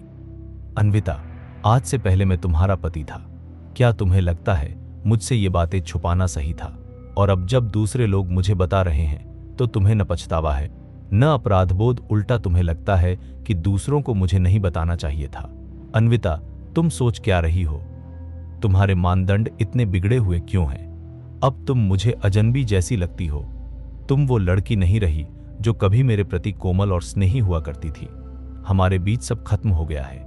मैंने हमारे बीच जो कुछ भी हुआ उसे भुला दिया है और मैं अब इसे आगे नहीं बढ़ाना चाहता। विवान ठंडे लहजे में बोला। वह अन्विता के साथ सब कुछ पूरी तरह खत्म करने के लिए दृढ़ था। अन्विता ने सिर जोर से हिलाया और समझाने की कोशिश की, नहीं पतिदेव, प्लीज मेरी बात सुनो। मैंने समर को सिर्फ उसे गुस्सा दिलाने के लिए, उससे बदला लेने के लिए वापस लाया था, क्योंकि उसने उस समय मुझे छोड़ दिया था। बाद में मुझे उम्मीद नहीं थी कि उसके पास संपर्क और संसाधन होंगे, इसलिए मैं उसका फायदा उठाना चाहती थी। विवान अब और नहीं सह सका, उसने बीच में ही काट दिया। इसका मुझसे क्या लेना देना है? यह तुम्हारे और उसके बीच का मामला है। बदला लेना है तो लो, इस्तेमाल करना है तो करो, लेकिन मुझे इसमें मत घसीटो। तुम दोनों के इस गंदे रिश्ते से मुझे घिन आती है। इतना कहकर विवान ने सूटकेस घसीटा और पीछे मुड़े भी बिना तेज कदमों से वहां से निकल गया। विवान, मैंने तुम्हें सब कुछ बता दिया, फिर भी तुम मुझे क्यों छोड़ रहे हो? मैंने कहा था, मेरे दिल में तुम ही हो, फिर भी तुम मुझ पर विश्वास क्यों नहीं करते? क्यों? अन्विता बेबस होकर चीखी। विवान को दृढ़ निश्चय के साथ जाते देखकर वह वहीं जमीन पर बैठ गई और धीरे धीरे रोने लगी। विवान आवासीय परिसर के गेट के पास खड़ा सूटकेस संभाल रहा था। कुछ ही देर बाद एक लाल रंग की स्पोर्ट्स कार उसके सामने आकर रुकी। आन्या ड्राइव कर रही थी। घर से निकलने से पहले विवान ने आन्या से संपर्क किया था और किसी को भेजकर उसे लेने को कहा था। यंग मास्टर विवान, क्या इसे ओवरटाइम माना जाएगा? आन्या कार से उतरी और डिग्गी खोलकर सूटकेस रखने में मदद करने लगी। बोलते समय उसने विवान को एक चंचल मुस्कान दी। विवान मुस्कुराया। नहीं, इससे कुछ नहीं होता। मैंने किसी को भेजने के लिए कहा था, ये तो नहीं कहा था कि तुम खुद आओ। यह तुम्हारी अपनी मर्जी थी। आन्या ने मुंह फुलाकर दयनीय स्वर में कहा, छी, बड़े लोग बिल्कुल निर्दयी होते हैं। उन्हें तो बस हम जैसे गरीब मेहनतकश लोगों से काम करवाना आता है। आन्या के इस नाटक को देखकर विवान हंस पड़ा। अगर तुम दयनीय हो तो दुनिया में फिर कोई दयनीय नहीं है। दोनों कार में बैठ गए। थोड़ी देर बाद कार एक विला के सामने रुकी। आन्या ने ट्रंक खोला और सूटकेस बाहर निकालने की कोशिश की, लेकिन सूटकेस इतना भारी था कि काफी कोशिश के बाद भी वह उठा नहीं पाई। विवान चुपचाप एक तरफ खड़ा देखता रहा। होठों पर हल्की मुस्कान थी। तुम किस पर हंस रहे हो? आन्या थोड़ा शर्मा गई। उसने विवान को घूरते हुए कहा, क्या तुमने इस सूटकेस में पत्थर भर दिए हैं? इतना भारी कैसे है? विवान आगे बढ़ा और एक हाथ से सूटकेस उठा लिया। उसने हैंडल खींचा और कहा, ठीक है, काफी देर हो गई है, अब तुम घर जाओ। घर पहुंचकर मुझे मैसेज कर देना कि तुम सुरक्षित हो। ओह, आन्या ने आज्ञाकारी तरीके से सिर हिलाया और चुपचाप फोन निकाल लिया। विवान मुड़ा और विला के गेट की ओर चल पड़ा। मैंने अभी अपनी चाबी से दरवाजा खोला ही था कि अचानक फोन बज उठा। जिज्ञासा में विवान ने स्क्रीन देखी। आन्या का मैसेज था, यंग मास्टर, मैं घर आ गई हूं। मैसेज पढ़कर विवान एक पल के लिए ठिठक गया। उसने सिर घुमाया। आन्या उसकी ओर ही आ रही थी। विवान ने हैरानी से पूछा, ये क्या है? आन्या ने शरारती मुस्कान के साथ कहा, छोटे मालिक को सूचित कर रही हूं, मैं भी यहीं रहती हो। तुम यहां रहती हो? विवान अभी कुछ समझ ही रहा था कि आन्या उसके पास से निकल गई। दरवाजा खोला और बड़ी सहजता से सफेद खरगोश वाली चप्पलें पहन ली। उसने पीछे मुड़कर मुस्कुराते हुए कहा, यंग मास्टर, किस बात का इंतजार कर रहे हैं? जल्दी अंदर आइए। विवान दरवाजे पर ही खड़ा रहा। भौहें सिकुड़ गईं। क्या मैंने तुमसे मेरे लिए विला किराए पर लेने को नहीं कहा था? और तुमने जो किया है? आन्या ने पलकें झपकाई। हाँ, मैं तुम्हें अपना विला किराए पर दे रही हूं। क्या कोई समस्या है? या तुम्हें लगता है कि मैं तुम्हारे रास्ते में आ रही हूं? एक अविवाहित पुरुष और महिला का एक साथ रहना ठीक नहीं है। इसमें ठीक न होने जैसा क्या है? तुम किराया दोगे, मैं विला दूंगी। दोनों के लिए फायदे का सौदा है। आन्या के चेहरे पर साफ था कि उसे जरा भी परवाह नहीं। विवान को वहीं खड़ा देखकर उसने फिर कहा, अरे यूं ही खड़े मत रहो, अंदर आओ, मैंने खाना बना लिया है, ठंडा हो जाएगा। विवान ने एक पल सोचा, फिर अंदर चला गया। घर में प्रवेश करने के बाद दोनों ने अपना सामान दूसरी मंजिल के गेस्ट रूम में रख दिया। ठीक है, खाने से पहले हाथ धो लो। आन्या खुश चेहरे के साथ नीचे चली गई। मेज पर 3 सब्जियां और एक सूप था, 2 नॉनवेज डिश। एक सब्जी और खीरे अंडे का सूप बहुत भव्य नहीं था, लेकिन बुरा भी नहीं। आन्या रसोई में गई, 2 प्लेटों में चावल परोसे और 2 चम्मच लेकर आ गई। मैंने खाना बनाना प्रैक्टिस किया है, आओ चखो। आन्या की उम्मीद भरी निगाहें देखकर विवान ने हल्का सा सिर हिलाया। उसने एक टुकड़ा उठाया और खाया। ध्यान से चबाकर निगलने के बाद उसने कहा, अच्छा है। आन्या इस जवाब से साफ संतुष्ट नहीं थी। हम मानक तो बहुत ऊंचे हैं। उसने नाक सिकोड़ी। फिर दोनों ने खाना खाना शुरू कर दिया। खाने के दौरान विवान ने अगले दिन नया विला किराए पर लेने की बात कही और वजह भी बताई। मुख्य चिंता यह थी कि वह एक पुरुष है जो आन्या के साथ रह रहा है। अगर लोगों को पता चला तो गलत असर पड़ सकता है, और असर विवान पर नहीं, आन्या पर पड़ेगा। आन्या इंदौर में एक चर्चित सीईओ थी और बहुत से लोग उस पर नजर रखते थे। अगर लोगों को पता चल गया कि आन्या उसके साथ रह रही है तो कौन जाने कैसी कैसी अफवाहें बने। तो क्या हुआ अगर अफवाहें उड़ी? इससे अच्छा तो यह है कम से कम लोग यह अफवाह नहीं फैलाएंगे कि मुझे महिलाएं पसंद हैं। आन्या ने कोई साफ जवाब नहीं दिया। उसकी आंखों में हल्की सी उम्मीद भी झलक गई। इस जवाब और उस नजर ने विवान को थोड़ा असहाय कर दिया। जब आन्या को आपत्ति नहीं थी तो विवान के पास भी खास कहने को कुछ नहीं था। विवान ने एक पल सोचा, फिर कहा, चूंकि यह साझा जगह है तो किराया बाजार के हिसाब से है, लेकिन पूरे विला का है। और वैसे भी मालिक मुझ जैसी खूबसूरत महिला को रोज देखना अपने आप में एक सुविधा है। तुम मोलभाव तो नहीं करोगे, है ना? आन्या ने तुरंत बात काट दी, फिर जोड़ दिया, और मैं कभी कभी खाना भी बनाती हूं, तुम्हारा खाने का खर्च भी बचेगा। विवान। उस रात और कुछ नहीं कहा गया। अगले दिन विवान सुबह जल्दी उठा और नाश्ता तैयार किया। मैं खाना खा ही रहा था कि गलियारे से कदमों की आहट सुनाई दी। कुछ देर बाद आन्या की हैरान आवाज आई, ओह छोटे मालिक, तुम खाना बना सकते हो। विवान ने उसे देखते हुए चिढ़कर कहा, बकवास बंद करो, कितना समय हो गया है, जल्दी खाओ फिर मुझे कंपनी छोड़ो। जी श्रीमान। आन्या खिलखिलाकर हंस पड़ी। वह जल्दी से आई, कुर्सी खींचकर बैठी और खाना खाने लगी। हम यंग मास्टर, तुम्हारे हाथ का स्वाद इतना अच्छा कैसे है? आन्या के गाल फूल गए थे। उसकी साफ काली सफेद आंखें आश्चर्य से चमक रही थीं। मैंने खाना बनाना प्रैक्टिस किया है। विवान ने ठीक वही दोहराया जो आन्या ने पिछली रात कहा था। आन्या का चेहरा लाल हो गया, उसे थोड़ी शर्मिंदगी महसूस हुई। आन्या का खाना खाने लायक था, लेकिन स्वादिष्ट नहीं था और देखने में भी खास नहीं लगता था। विवान का खाना देखने में भी अच्छा और स्वाद में भी। आधे घंटे बाद दोनों समुद्रिका इंटरनेशनल ट्रेड सेंटर पहुंचे। आज विवान का कंपनी का कार्यभार संभालने का पहला दिन था और उसने इस मौके के लिए काला सूट पहना था। नमस्कार मैम। सुप्रभात मैम। लिफ्ट की ओर जाते हुए कई लोगों ने आन्या को अभिवादन किया। इस दौरान सबकी नजर आन्या के साथ खड़े विवान पर टिक गई हैरानी से। दोनों के लिफ्ट में जाने के बाद जिन कर्मचारियों ने अभिवादन किया था वे कंपनी के ग्रुप चैट में गपशप करने लगे। ये क्या है? सीईओ आन्या किसी हैंडसम आदमी को साथ लेकर क्यों आई? कौन सा हैंडसम आदमी? झूठ मत बोलो, सबको पता है सीईओ आन्या का रुझान अलग है। सच में, मैंने अपनी आंखों से देखा। मैंने भी देखा और मानना पड़ेगा मैम की पसंद बहुत अच्छी है। उनका बॉयफ्रेंड बहुत ही हैंडसम है। बॉयफ्रेंड? सच में, ये तो बहुत बड़ी खबर है। मुझे भी यही लगता है। तुमने शायद नहीं देखा, आज मैम मुस्कुराते हुए कंपनी में आई। क्या वो शांत स्वभाव वाली देवी भी मुस्कुराती है? फोटो है तो दिखाओ। दफा हो जाओ कहीं और जाकर भड़काओ। कंपनी के ग्रुप चैट में हंगामा मच गया, लेकिन जिनके बारे में बात हो रही थी आन्या और विवान, उन्हें इसकी भनक तक नहीं थी। सीईओ के कार्यालय में निजी लिफ्ट से प्रवेश करने के बाद आन्या ने विवान के लिए एक कप कॉफी डाली। यंग मास्टर, मेरे कंप्यूटर में कंपनी की पूरी जानकारी है, आप पहले एक नजर डाल लीजिए। देखने के बाद मैं करीब 11 बजे एक हाई लेवल मीटिंग बुलाऊंगी जिसमें आपकी पहचान की घोषणा की जाएगी। मीटिंग में जल्दबाजी नहीं, पहले मुझे सामग्री देख लेने दो। विवान ने हल्के से सिर हिलाया। वह सीईओ की कुर्सी पर बैठा और डेस्कटॉप पर एक फोल्डर खोल दिया, लेकिन स्क्रीन पर ढेर सारी खूबसूरत एनीमे कैरेक्टर्स की तस्वीरें थीं। अरे ये वो फाइल नहीं है, इस पर क्लिक मत करना। आन्या ने नजर पड़ते ही झट से आगे बढ़कर माउस खींच लिया और फोल्डर बंद कर दिया। फिर उसने दूसरा फोल्डर खोला और स्क्रीन पर बड़ा कर दिया। इसमें कंपनी की सारी जानकारी है, पिछले कुछ सालों की ग्रोथ दिशा, प्रोडक्ट डिटेल्स और सीनियर मैनेजमेंट की जानकारी। आन्या शर्माते हुए भी धैर्य से समझाने लगी, ठीक है, मदद के लिए धन्यवाद। विवान भी फाइलें देखते हुए थोड़ा असहज महसूस कर रहा था। समय बीतता गया।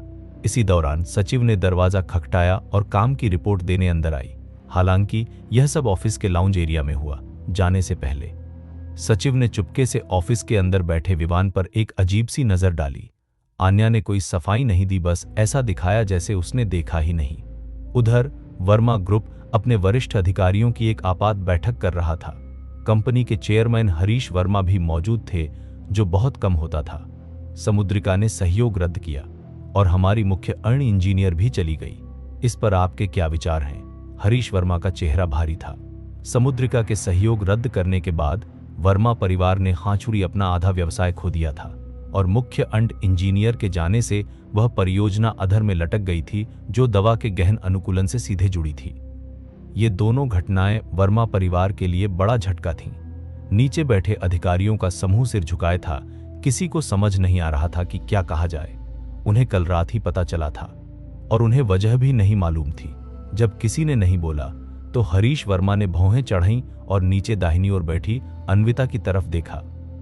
महाप्रबंधक अन्विता, नए साल से पहले मैंने कंपनी तुम्हें सौंपी थी, बताओ ये सब क्या चल रहा है? पापा, अन्विता बोलने ही वाली थी कि हरीश वर्मा ने ठंडे स्वर में कहा, यह कंपनी है, तुम मुझे चेयरमैन कहोगी। जी। अन्विता ने होंठ दबाकर कहा, समुद्रिका का सहयोग रद्द करना हमारी गलती नहीं है, लेकिन जूही मैम के इस्तीफे के बारे में। हरीश वर्मा ने उंगलियों से मेज पर धीरे धीरे थपथ पाया। कॉन्फ्रेंस रूम में खामोशी और गहरी हो गई। काफी देर बाद हरीश वर्मा ने गंभीर आवाज में पूछा, तुम्हें क्या लगता है समुद्रिका ने जिस खास व्यक्ति का जिक्र किया है वह कौन है? अन्विता ने बिना झिझक कहा, मुझे लगता है समर, उसके पास व्यापक नेटवर्क है। पहले हम विदेशों में चैनल बना पाए, उसमें समर का काफी हाथ रहा है। लेकिन अन्विता की बात पूरी होने से पहले ही हरीश वर्मा ने साफ इनकार कर दिया, यह वह नहीं हो सकता। समर को कंपनी में आए 1 महीना भी नहीं हुआ है, जबकि समुद्रिका के साथ सहयोग 5 साल पहले शुरू हुआ था। उस समय समुद्रिका को यह भी नहीं पता कि समर कौन है। रुककर हरीश वर्मा ने आगे कहा, वैसे भी समर कौन है? क्या समुद्रिका उसे कोई खास इज्जत देगा? अगर वह नहीं तो फिर कौन? अन्विता स्तब्ध रह गई। 5 साल पहले वह और विवान 5 साल पहले ही तो साथ आए थे। क्या यह हो सकता है कि अन्विता की आंखें हल्के से कांप उठी, निगाहों में अविश्वास भर गया। यह बैठक 1 घंटे से अधिक समय तक चली। हालांकि बैठक संतोषजनक नहीं रही। दोनों महत्वपूर्ण मुद्दों में से किसी का भी समाधान नहीं हुआ। इसके जवाब में चेयरमैन हरीश वर्मा सम्मेलन कक्ष में क्रोधित हो गए और उन्होंने सभी विभागाध्यक्षों को जमकर फटकार लगाई। चेयरमैन का कार्यालय, हरीश वर्मा बॉस की कुर्सी पर बैठे थे। चेहरा उदास था और वे अभी भी गुस्से से उबल रहे थे। मैंने तुम्हें 1 साल से भी कम समय के लिए अधिकार सौंपे थे और तुमने पहले ही इतनी बड़ी समस्या खड़ी कर दी। क्या तुम्हें लगता है कि तुम मेरे भरोसे पर खरी उतरी हो? पापा, इन दोनों बातों के लिए मैं जिम्मेदार नहीं हूं। समुद्रिका सहयोग रद्द करना चाहता है और जूही मैम इस्तीफा देना चाहती हैं। मैं क्या कर सकती हूं? अन्विता डेस्क के सामने सिर झुकाए दुखी भाव से खड़ी थी। हरीश वर्मा अपना आपा खोना चाहते थे, लेकिन अपनी बेटी का दुखी चेहरा देखकर खुद को रोक गए। यह कंपनी हमारे परिवार की है। उन अधिकारियों को शायद परवाह न हो, लेकिन हमें करनी ही होगी। एक बार समुद्रिका का सहयोग खो दिया तो कंपनी का पतन निश्चित है। दूसरा, जूही के जाने से कंपनी की दवाओं की गुणवत्ता और आगामी परियोजनाओं पर सीधा असर पड़ेगा। इन दोनों मुद्दों का समाधान होना ही चाहिए। हरीश वर्मा ने गहरी सांस ली, बार बार सोचा और फिर गंभीर स्वर में कहा, तुम खुद समुद्रिका जाओ और बात करने की कोशिश करो। अगर काम न भी बने तो कम से कम यह पता लगा कर आओ कि वे किसके बारे में बात कर रहे हैं। साथ ही तुम्हें जूही मैम से दोबारा संपर्क करना होगा। ड्रग ऑप्टिमाइजेशन प्रोजेक्ट को पूरा करने के लिए उन्हें हर संभव तरीके से रोकना होगा। भले ही यह सिर्फ अतिरिक्त काम हो, उन्हें अपनी कीमत तय करने दो और जब अब तक यह बजट के भीतर है, उनकी शर्त मान लो। अन्विता ने सिर हिलाया। कुछ देर रुकने के बाद हरीश वर्मा ने कहा, व्यापार विभाग पर भी दबाव बनाओ। समुद्रिका के साथ सहयोग खत्म हो गया है तो नए व्यवसाय लाने होंगे और भरपाई करने की हर संभव कोशिश करनी होगी। हर छोटी कोशिश मायने रखती है। वैसे आज की बैठक में हमने व्यापार विभाग के प्रमुख को क्यों नहीं देखा? वे ऐसी बैठक में क्यों नहीं आए? यह सुनकर अन्विता ने तुरंत कहा, समर के घर में कुछ हो गया था, इसलिए वह कल वापस चला गया। हरीश वर्मा की भौहें चढ़ गईं। समर, वह तो कंपनी में सिर्फ 1 महीने से है, वह बिजनेस हेड कैसे बन गया? उनकी नजर अन्विता पर पड़ी, जिसकी आंखें तुरंत दूसरी तरफ चली गईं। हरीश वर्मा ने गुस्सा दबाते हुए पूछा, क्या उसने छुट्टी के लिए उचित प्रक्रिया फॉलो की? अभी तक नहीं। कमीना! हरीश वर्मा ने नाराजगी से मेज पर हाथ पटका। अन्विता, तुम इतने समय से क्या कर रही थी? क्या तुम्हारे मन में अब भी समर के लिए भावनाएं हैं? यह मत भूलो कि तुम शादीशुदा हो। तुम विवान के साथ ऐसा कैसे कर सकती हो? अगर विवान ने उस समय लाख न दिए होते तो कंपनी बहुत पहले ही डूब गई होती और हम आज इस मुकाम पर न होते। भले विवान निकम्मा हो, लेकिन समर से बेहतर तो है। कम से कम हमारे परिवार के काम तो आया। और समर, उसने हमारे परिवार या कंपनी के लिए क्या किया है? अन्विता के चेहरे के भाव बदल गए। उसने जल्दी से सिर हिलाया। पापा, मैंने ऐसा नहीं किया। अच्छा है अगर तुमने नहीं किया। मैं समर को तुमसे बेहतर जानता हूं। वो निजी फायदे के बिना कुछ नहीं करेगा। नाकाबिल है लेकिन डींगे मारने का शौकीन है। तुम दोनों साथ थे तब भी मुझे नहीं लगता था कि वो तुम्हारे लिए सही है, और वैसे भी इतनी जिद के बाद भी। क्या उसने तुम्हें छोड़कर विदेश जाने का फैसला नहीं किया था? मैंने सोचा था 5 साल बाहर रहकर वह कुछ सुधर गया होगा, लेकिन वापस आते ही हमारी कंपनी में घुस आया। इसका मतलब क्या है? इसका मतलब है वो अब भी वही है, अब भी निकम्मा। समर का जिक्र आते ही हरीश वर्मा की आंखों में तिरस्कार साफ था। अन्विता ने जल्दी से बचाव किया। पापा, समर उतना बुरा नहीं है जितना आप सोचते हैं। वह सिर्फ 1 महीने से है, लेकिन उसने बहुत सा कारोबार लाया है। यहां तक कि विदेशी चैनल भी उसी की बदौलत। हरीश वर्मा हंस पड़े। विदेशी चैनल? उसका इससे क्या लेना देना है? पापा, आप ऐसा कैसे कह सकते हैं? विदेशी चैनल तो समर की ही देन है। किस आधार पर? मैं खुद समुद्रिका गया था, उनकी कंपनी में 3 घंटे से ज्यादा बैठा रहा और सीईओ आन्या से विदेशी चैनल शुरू करवाने की गुहार लगाई। समर का इससे क्या लेना देना? अन्विता हक्का बक्का रह गई। यह कैसे हो सकता है?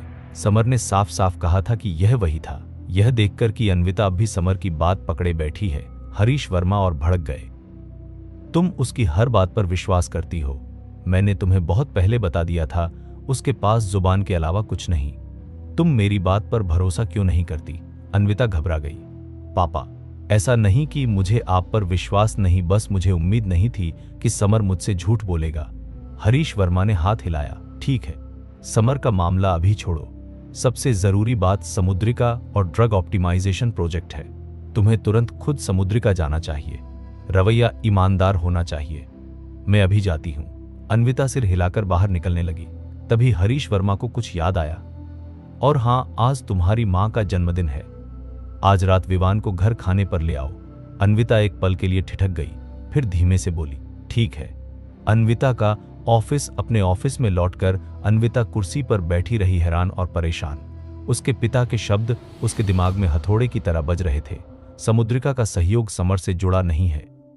विदेशी चैनल भी समर की वजह से नहीं थे। ऐसा कैसे? अन्विता ने सिर झुका लिया। भावनाएं उलझी हुई थीं। वह हमेशा मानती थी कि समुद्रिका का वर्मा परिवार को सपोर्ट करना और विदेशी चैनल सब समर की वजह से हुआ, लेकिन सोचने पर लगता है समर ने कभी साफ तौर पर यह दावा किया ही नहीं था। वह बस ऐसे वाक्य बोलता रहा जिनमें न पूरा इनकार था न पूरा स्वीकार। सुबह 11 बजे Samudrika international trade CEO office. Anya चुपचाप माथा मलते हुए अपने ऑफिस एरिया में बैठ गई। यंग मास्टर, मुख्यालय चाहता है कि आप कंपनी का सीधा नियंत्रण संभालें और प्रमुख बने, लेकिन अब आप कह रहे हैं कि आप बिल्कुल नीचे से शुरू करेंगे। मैं मुख्यालय को यह कैसे समझाऊंगी? अभी थोड़ी देर पहले विवान ने सारी सामग्री देख ली थी और फिर सबसे निचतर से शुरू करने की बात रख दी थी। आन्या ने उसे रोकने और समझाने की भरसक कोशिश की, लेकिन विवान अपनी बात पर अड़ा रहा। आन्या को सचमुच सिरदर्द हो गया। विवान मुस्कुराया। मुख्यालय की चिंता मत करो। अगर वे पूछे तो बस कह देना कि यह मेरा फैसला है। वे तुम्हें परेशानी नहीं देंगे। विवान का अड़ा हुआ रवैया देखकर आन्या समझ गई कि उसे मनाया नहीं जा सकता। उसने पूछ लिया, कारण बता सकते हैं? पहली बात, पिछले 5 साल मैंने घर गृहस्थी में ही खुद को उलझा कर रखा। मुझे लगता है मैं समाज से कुछ हद तक कट गया हूं। दूसरी बात, मैंने कभी किसी कंपनी में जॉब नहीं की। अभी जो मैंने पढ़ा है वो सिर्फ कागजों की समझ है। अगर मुझे कंपनी सच में चलानी है तो मुझे कंपनी को अंदर से समझना होगा, है ना? आन्या ने बात मान ली। फिर भी नीचे से शुरू करना आसान नहीं था। उसे लगा विवान शायद ज्यादा दिन टिक नहीं पाएगा। थोड़ा सोचकर आन्या ने सिर हिलाया। ठीक है, आप यंग मास्टर हैं, जिम्मेदारी आपकी। लेकिन अगर मुख्यालय ने आपको दोष दिया तो जिम्मेदारी आप लेंगे। मुझे बलि का बकरा मत बनाइए। इस कुर्सी तक पहुंचना आसान नहीं था। चिंता मत करो, विवान ने मुस्कुराकर कहा। आन्या ने सुझाव दिया, अगर आप कंपनी समझना चाहते हैं तो पहले बिजनेस सेल्स डिपार्टमेंट में जाइए। सेल्स किसी को भी तैयार करने का सबसे अच्छा तरीका है। ठीक है, उन्हें बोल दो मैं आज ही बिजनेस डिपार्टमेंट में रिपोर्ट कर दूंगा। विवान ने सिर हिलाया और जाने के लिए मुड़ गया। तभी सचिव ने दरवाजा खटखटाया और अंदर आई। मैम, रिसेप्शन ने बताया है कि वर्मा ग्रुप की महाप्रबंधक अन्विता वर्मा आपसे मिलना चाहती हैं। क्या आप मिलने देंगी? अन्विता का नाम सुनते ही आन्या थोड़ा चौंकी। अनायास उसकी नजर विवान पर चली गई, जो अभी तक बाहर नहीं निकला था। सचिव निर्णय का इंतजार कर रही थी, लेकिन आन्या विवान को देख रही थी तो सचिव की नजर भी विवान पर चली गई। विवान बिना किसी भाव के ऑफिस से बाहर निकल गया। आन्या ने एक पल सोचा, फिर कहा, उसे ऊपर आने दो जी। मैम। सचिव चली गई। कुछ देर बाद अन्विता उस फ्लोर पर पहुंची जहां सीईओ ऑफिस था, लेकिन जैसे ही वह लिफ्ट से बाहर निकली, उसने एक ऐसी शक्ल देखी जिसकी उसे उम्मीद नहीं थी। विवान। अन्विता एक पल के लिए स्तब्ध रह गई।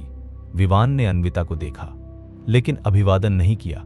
वह सीधे लिफ्ट में चला गया और एक बटन दबा दिया। मिस अन्विता, मैम आपका इंतजार कर रही हैं, सचिव की आवाज गूंजी। ठीक है। अन्विता जैसे तंद्रा से बाहर आई और सचिव पीछे पीछे सीईओ ऑफिस में चली गई। इंदौर की चर्चित सीईओ आन्या की सुंदरता और आभा सामने से देखकर ही महसूस होती है। आन्या के सामने बैठते ही अन्विता के भीतर एक अजीब सी हीनता उभरी। मैम नमस्कार, मैं परिचय की जरूरत नहीं, मैं आपको जानती हूं। अन्विता अपनी बात पूरी कर पाती, उससे पहले ही आन्या ने काट दिया। मिस अन्विता, जो कहना है कहिए। मैं व्यस्त हूं, अन्विता ने सीधे मुद्दे पर आकर कहा। मैम, मैं समुद्रिका और वर्मा ग्रुप के बीच सहयोग पर चर्चा करने आई हूं। मुझे पता है हमारी क्षमता समुद्रिका के स्तर से बहुत नीचे है, लेकिन हम कुछ रियायतें दे सकते हैं। मैं चाहती हूं कि समुद्रिका सहयोग जारी रखे। आन्या के चेहरे पर उदासीनता थी। मुझे खेद है मिस अन्विता, आपको गलतफहमी हुई है। समुद्रिका को ऐसे छोटे मुनाफे की परवाह नहीं। अगर होती तो हम 5 साल तक आपके साथ सहयोग ही क्यों करते। और सहयोग पर चर्चा करनी है तो आपको बिजनेस डिपार्टमेंट में जाना चाहिए, मेरे पास नहीं। ऐसे काम कर्मचारी संभालते हैं। जिन सहयोगों में मेरी रुचि होती है उनकी शुरुआत कम से कम 10 करोड़ के छोटे लक्ष्य से होती है। उससे नीचे की चीजों में मेरी कोई दिलचस्पी नहीं। अगर और कोई बात नहीं है तो आप जा सकती हैं। इतना कहकर आन्या ने नजरें नीचे कर लीं और दस्तावेज पलटने लगी। अन्विता को शर्मिंदगी महसूस हुई। वर्मा ग्रुप का सबसे बड़ा सहयोग यहां सीईओ के सामने बैठकर बोलने लायक भी नहीं। उस विरोधाभास ने उसके चेहरे पर जलन जैसी चुभन भर दी, मानो किसी ने थप्पड़ मार दिया हो। फिर भी अन्विता ने हिम्मत करके पूछा, मैम, अगर मैं पूछ सकूं तो जब समुद्रिका हमें इतना छोटा मानती है, फिर 5 साल पहले हमारे साथ सहयोग क्यों शुरू किया? आन्या ने बिना ऊपर देखे कहा। सिर्फ एक व्यक्ति की वजह से। अन्विता की आंखों में चमक आ गई। क्या आप बता सकती हैं वह व्यक्ति कौन है? No comment. अन्विता की आवाज धीमी हो गई। क्या वह विवान है? आन्या ने ऊपर देखा, आंखों में ठंडापन था। मिस अन्विता, आप मेरे काम में बाधा डाल रही हैं। सचिव, गेस्ट को बाहर तक छोड़ दीजिए। सचिव तुरंत आ गई। Miss Anvita, please. अन्विता अनिच्छा से बाहर निकली। बाहर पार्किंग में समुद्रिका से निकलकर वह अपनी कार में बैठ गई। कंपनी वापस जाने के बजाय उसने पूरी बातचीत को दिमाग में दोहराया। आन्या 10 करोड़ से नीचे के सहयोग में रुचि नहीं रखती। आन्या का रवैया एकदम सख्त था। सहयोग की वजह एक व्यक्ति था 5 साल पहले, और विवान वही तो एकमात्र व्यक्ति है जो 5 साल पहले से उसके साथ है, क्योंकि वही साल था जब उसकी शादी हुई थी। लेकिन विवान और समुद्रिका, आन्या का क्या संबंध? अचानक एक सुराग बिजली की तरह चमका। रुको, विवान अभी अभी समुद्रिका में दिखा। यह सोचते ही अन्विता ने तुरंत फोन निकाला और विवान को कॉल किया। कॉल लगती रही, लेकिन विवान ने नहीं उठाया। उसने 3 बार और किया। चौथी बार डायल करते ही फोन स्विच ऑफ हो गया। कमबख्त। अन्विता गुस्से से आग बबूला हो दिया और फोन यात्री सीट पर पटक दिया। कुछ देर बाद वह थोड़ी शांत हुई। उसने कई संभावनाएं सोची, लेकिन उसे सबसे ज्यादा यही लगा, या तो आन्या विवान को जानती है या फिर आन्या विवान को पसंद करती है। और जैसे ही विवान से मेरा तलाक वाला कागज साइन हुआ, समुद्रिका ने सहयोग रद्द कर दिया। अन्विता को लगा वजह सामने है। एक बार संयोग हो सकता है, 2 बार नहीं। दुनिया में इतने संयोग नहीं होते। विवान, क्या तुम मुझसे बदला लेने के लिए आन्या से समुद्रिका का सहयोग रद्द करवा रहे हो? अगर ऐसा है तो तुम निराश हो जाओगे। मैं अन्विता, समुद्रिका के लिए तुम्हारे आगे कभी नहीं झुकूंगी। वह दांत पीसते हुए सोचती रही। कल रात उसने जानबूझकर पी थी। नशे में उसने रवैया नरम किया, उसे रोकने की कोशिश की, लेकिन विवान ने बिना हिचक इनकार कर दिया। वर्मा परिवार की बेटी, वर्मा एंटरप्राइजेज की महाप्रबंधक और भावी उत्तराधिकारी होने के नाते उसके पास अपना गर्व था। वह उसे रोकने की कोशिश कर सकती थी, लेकिन सिर झुकाकर माफी नहीं मांगेगी। 10 मिनट बाद समुद्रिका सीयू ऑफिस। आन्या ने फोन ऑन किया और यह देखकर कि अब कोई कॉल नहीं आ रही, उसने ऐशों खोला। सबसे ऊपर वाले चैट बॉक्स पर उसने लगभग बिना सोचे क्लिक किया और विवान के नाम के साथ एक नोट जोड़ दिया। प्यारी सचिव। नोट देखकर आन्या के होठों पर शरारती मुस्कान आ गई। यह फोन विवान का था। वह जल्दी में निकला और फोन ले जाना भूल गया था। आन्या उसे नीचे ले जाने के मूड में नहीं थी, इसलिए उसने सोचा विवान खुद लौट कर ले जाएगा। लेकिन इसी बीच अन्विता बार बार कॉल करने लगी, जिससे आन्या चिढ़ गई और उसने फोन बंद कर दिया। वर्मा ग्रुप में अन्विता ने अपने अनुमान और आन्या के रवैये की बात साफ साफ बता दी। जब हरीश वर्मा ने सुना कि समुद्रिका का सहयोग विवान से जुड़ा हो सकता है, तो उनके चेहरे पर संदेह साफ था। ये सब सिर्फ तुम्हारे अंदाजे हैं, सबूत है कोई? एक बार संयोग हो सकता है, लेकिन 2 बार? और आज मेरी समुद्रिका में विवान से मुलाकात हुई। हरीश वर्मा को अब भी यकीन नहीं हुआ। 5 साल ससुर रहने के बाद उन्हें लगता था वे विवान को जानते हैं। विवान एक रीढ़ विहीन, महत्वाकांक्षा रहित आदमी है। ऐसे आदमी का समुद्रिका की सीओ से क्या संबंध? और आन्या के रुतबे को देखते हुए विवान जैसे आदमी में उसकी दिलचस्पी कैसे हो सकती है? अन्विता बेचैन हो गई। पापा, अगर आपको मेरी बात पर भरोसा नहीं तो आप खुद उससे पूछ लीजिए, लेकिन मुझे लगता है समुद्रिका का सहयोग रद्द होना विवान की वजह से ही है। हरीश वर्मा ने गंभीर स्वर में कहा। पूछूंगा, लेकिन अभी नहीं। आज रात डिनर टेबल पर मैं खुद उससे आमने सामने पूछूंगा। अन्विता ने कहा, लेकिन मेरा तो उसे तलाक हो चुका है। हो सकता है वह आज रात घर भी न आए। तुमने सिर्फ कागज पर साइन किया है। तलाक का प्रमाण पत्र अभी नहीं मिला। जब तक प्रमाण पत्र नहीं मिलता, वह वर्मा परिवार का दामाद ही रहेगा। लेकिन कोई बहाना नहीं। उससे संपर्क करो और सुनिश्चित करो कि वह आज रात खाने पर आए। बस कह देना चेयरमैन ने कहा है। मुझे नहीं लगता वह मेरी बात टालेगा। अन्विता के पास सिर हिलाने के अलावा कोई विकल्प नहीं था। ठीक है।